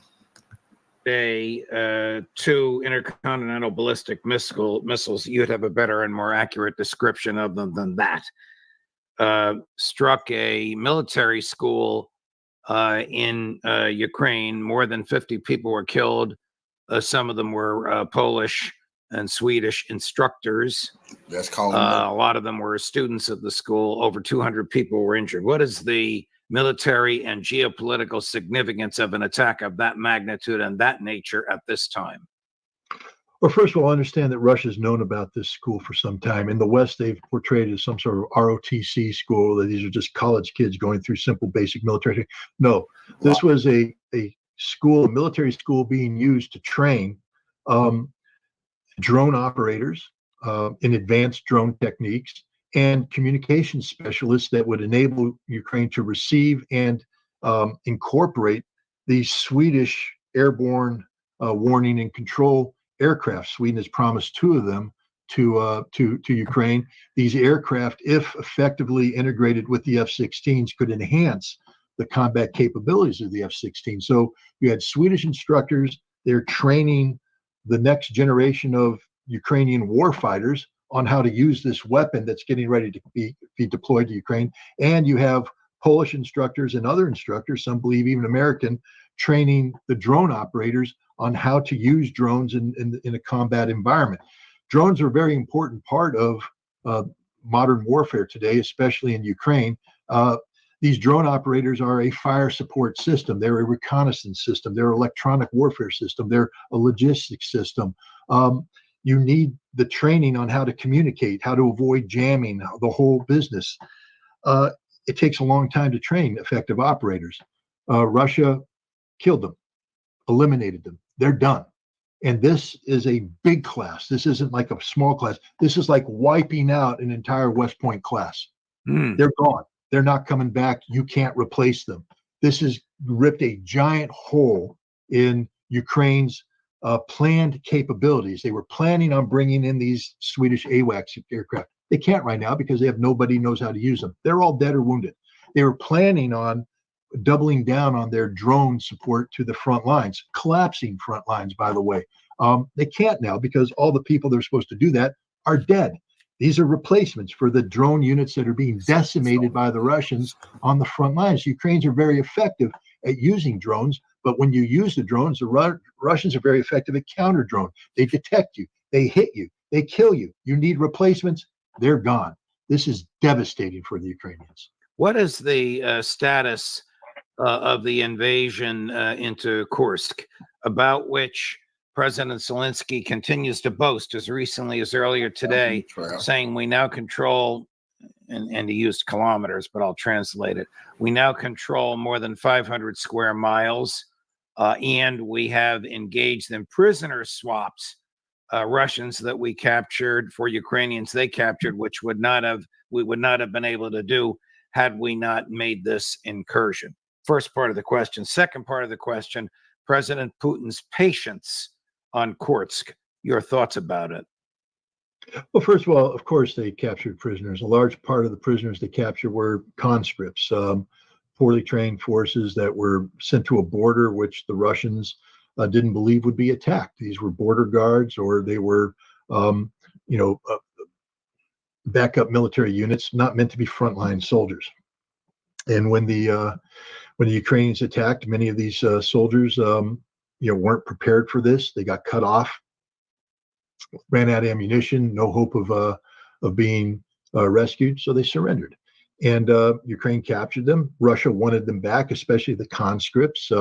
They weren't supposed to be in frontline combat, so Russia was more than ready to trade prisoners to get these back. That's normal. I mean, if that's what In order to achieve that, though, Zelensky had to commit his strategic reserves, his best units, the best equipped, best trained units, with the best, Western equipment, the Leopard tanks, the Chieftain tanks, or Challenger tanks, I'm sorry, the Abrams, the Marder, the Bradley, the Swedish fighting vehicles. They were committed, and they're being destroyed. The soldiers that went with them, who were trained in Great Britain and Germany and France, they're dying. So the strategic reserves are gone. He may be holding on to territory right now, but trust me, when this is all said and done, there won't be a Ukrainian left in Kursk. They'll all be dead, wounded, captured, or driven out. And the equipment they took in with them will be destroyed or captured by the Russians. This is not a strategic victory by Zelensky. It was a gambit that failed. He didn't achieve any of the objectives he wanted, unless one of his strategic objectives was to capture 1,500 Russian soldiers and trade them. Then, wow, okay, congratulations. Now you're done with that, and you've lost 20,000 strategic reserves. To the patience of Putin, let's be honest. Kursk is an embarrassment to the Russians. They are making lemonade out of lemons, and they're going to enjoy the drink when it's done. But this is something that should never have happened. It's a huge mistake on the part of the Russian Ministry of Defense not to be able to predict this, not to prepare for this. And it's politically embarrassing for Putin, a man who has said, I'm here to protect Russia. And now you have a chunk of the Russian Federation, Mother Russia, being occupied by an enemy. It's not a good look. It's not ideal. Putin didn't overreact. A couple of things. One, he didn't divert any of the major forces that are ongoing, carrying out an ongoing offensive operation in the Donbass, didn't stop that offensive and divert the forces to Kursk. That's one of the goals and objectives that the Ukrainians were hoping for. Didn't happen. He did deploy a reserve airborne brigade, a reserve Marine brigade, and the Akhmat Special Forces, who have contained the Ukrainian advance and are now in the process of just gradually killing every Ukrainian they find. But it's going to take time because they aren't sending overwhelming forces in that direction.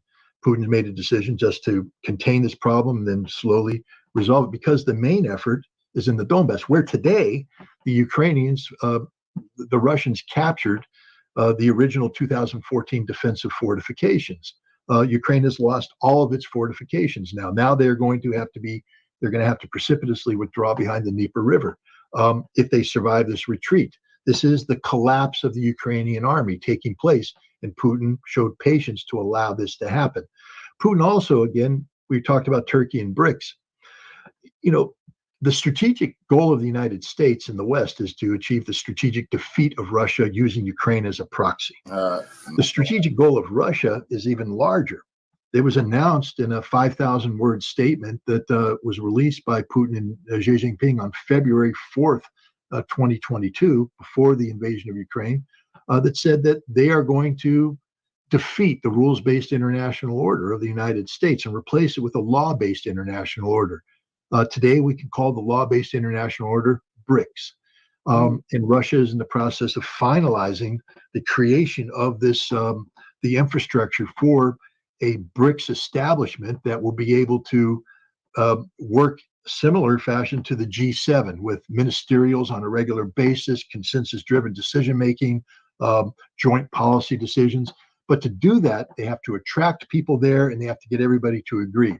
The one thing that might disrupt this is if Russia is seen as overreacting to Ukraine, expanding the conflict precipitously, disrupting, regional security and global security to the extent that nations may choose not to come.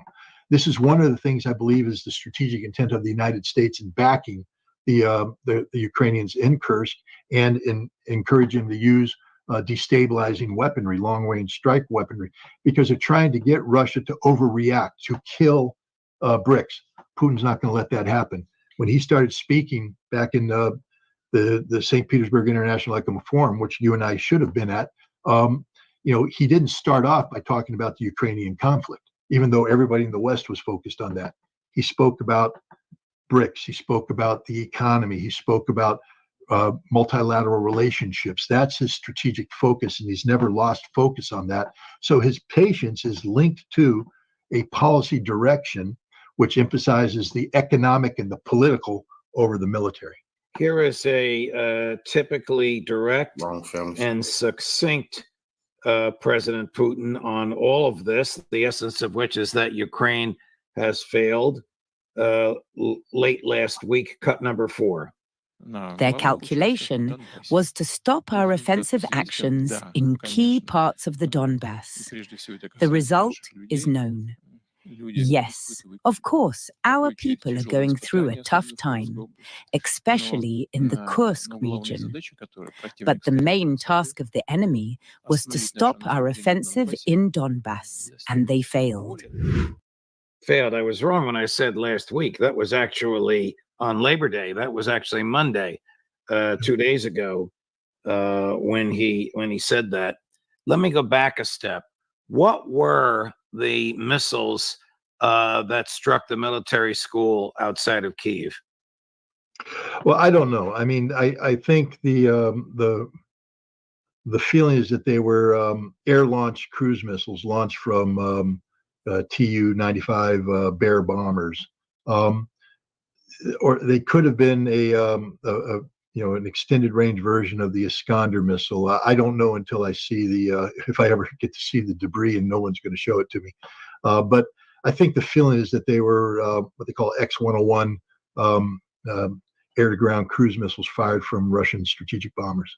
Are these missiles that cannot be shot down? Well, they're very difficult to be shot down.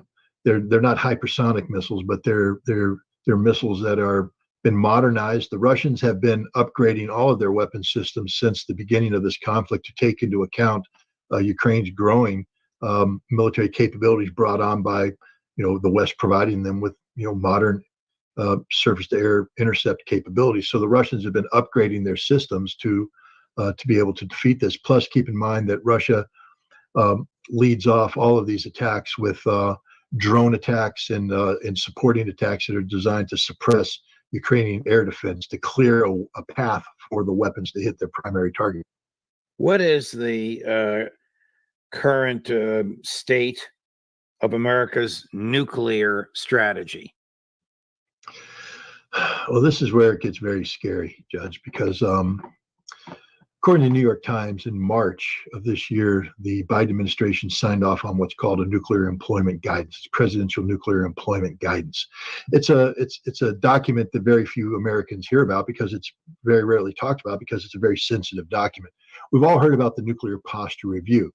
That was published with much fanfare back in 2022. And to the surprise of people who watched Biden campaign in the lead up to the 2020 election, where he promised to change the nuclear posture to a sole purpose doctrine, meaning the sole purpose of America's nuclear force would be to deter nuclear attack against the United States or respond with overwhelming power against anybody who dared attack. Biden didn't do that. Instead, he sustained the nuclear posture that was put in place by the Trump administration, which talks about preemptive nuclear strike, incorporating new families of nuclear weapons, W-76-2 low-yield nuclear warheads loaded on cruise missiles and Trident missiles on Ohio-class submarines. And these two new weapons caused the Trump administration to issue presidential nuclear employment guidance on how to absorb these weapons and how to incorporate them into the war plan. Now, normally, if the posture stays the same, there's no reason to change employment guidance. So something happened to cause the Biden administration to change employment guidance. And according to the New York Times and others, that appears to be China. China has not responded well to America's threats about Taiwan and the South China Sea. When you have American generals saying that we're going to go to war with China, China says, well, we're going to defeat you, which means you're probably going to use nuclear weapons. And if that's where we're going, you might want to preemptively nuke us, since your doctrine says you're going to preemptively nuke us. I want to remind everybody, during the Trump administration, there was a senior arms control official speaking at a public forum who said it's the goal of the Trump administration to have Chinese and Russian officials wake up every morning not knowing if this was the day America was going to nuke them. Dead serious. So now what China did is they built 360 silos in the western deserts of China, and they're going to deploy about 100 DF-41 missiles. These are solid rocket missiles, instantly launched, 10 warheads each, and they're building the warheads to do that. They've gone from 200 warheads when Biden first came in to around 500 warheads now, with a projection of about 1,000 to 1,500 warheads by 2030. So Biden's nuclear planners are looking at this and saying, hey, we don't have the capacity to deal with this. Right now, we're limited by the New START Treaty, which gives us 1,550 warheads. We only use about 1,400 in some of them. The Russians are limited the same way. But now with this expanding Chinese threat, we got to change our nuclear employment strategy to divert warheads that are allocated to Russia, now allocated to the Chinese target. This means now you have to change the war plan on how we plan on fighting Russia, because you have fewer warheads, which means that we're probably going to have to lean forward even more aggressively and put more emphasis on preemption in case we detect the Russians to do something, because you have to maximize the lethality of the reduced number of warheads. The same thing with China. Preemption.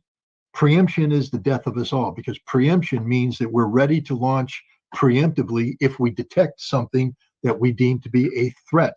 I think people should watch. There's a movie out called Reagan, brand new Dennis Quaid's in it, and some people won't like it, and it's a fluffy movie, but there's an interesting scene in there, and it's based on reality, where literally Reagan is sitting at the Situation Room, and they open up the briefcase, and he's looking at the cards to call out the codes to launch the weapons. He's being told, you have to launch now, the missiles are incoming. You have to launch now, Mr. President. The chairman of the Joint Chiefs of Staff is saying, National Security Advisor, Secretary of State, launch now or we all die. And he held off until the phone call came in and said, oh, it was a flock of geese. The radar misidentified it. Oof. Okay, that's the world we live in now. We are leaning forward, looking for any opportunity to launch, because that's what the military does. They're told, here's your nuclear employment plan. If the following conditions are met, prepare to launch. And so there will be, in the not too distant future, a scenario that manifests itself that meets the criterion, and somebody's going to be calling the president saying, launch now, Mr. President. How can I ask you why Biden has done anything? If I asked him why he did it, he might not know. Why has he done this? Why do you think he's done this? Particularly given that Joe Biden, before he was president, was so harshly critical of the concept of first strike. Because no president has the courage to take on the nuclear establishment. To do this, Joe Biden would have to stand toe-to-toe with the 4-star general or admiral who commands strategic command and directly contradict him. Look him in the eyes and say, I don't agree with you, and I'm the commander in chief. You will execute my orders. But no buts, one more button, you're fired. But you're fired.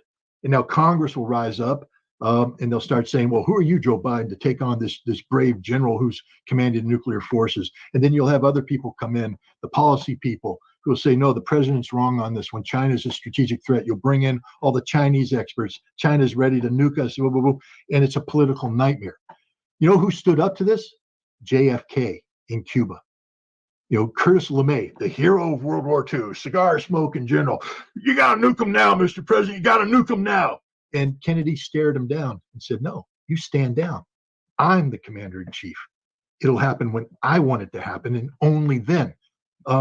We don't have presidents of that caliber anymore. We have weak politicians who sold out to the establishment a long time ago. And unfortunately, as I said, I went to a reunion, the reunion of the Intermediate Nuclear Forces Treaties and Negotiators 2 years ago. And we were there when a senior Biden administration arms control official who asked to remain anonymous gave a presentation. And afterwards, these veteran arms controllers, the people who invented arms control, invented verification, invented disarmament, the INF Treaty, one of our senior members, who we all respect deeply, former chief of staff of the On-Site Inspection Agency, asked the question, Biden promised to have sole purpose doctrine. And now he's come out and he's put out a nuclear posture review that continues to have preemption and all that. How did that happen? Is he not the commander in chief? And the response we got was that the establishment, the national, the interagency, that is it. The interagency wasn't ready for it. And we're all looking at this going, the interagency? I didn't vote for them. You vote for them? The interagency is, the Defense Department, State Department, Department of Energy, et cetera, all these stakeholders in the nuclear enterprise who come together under the auspices of the National Security Council and advise the president on strategy. Advise the president. They don't make policy. They implement policy that the president dictates to them. Apparently, the interagency told the president to pound sand. You're not going to get sole purpose. We have this Chinese threat. The president didn't have the cojones to stand up to the admiral. Couldn't do it, and that's the fact. The interagency is all powerful. No president today has the courage to stand up to the interagency, because to do so, you'd have to put your political future at risk, your legacy, and no president has the courage to do that. Fascinating stuff, Scott. Thank you very much, my dear friend. Fascinating and brilliant analysis, as always. We'll see you again next week. All right. Thank you. Of course. All the best. Whew, my head is almost spinning at all. Go figure. Follow me.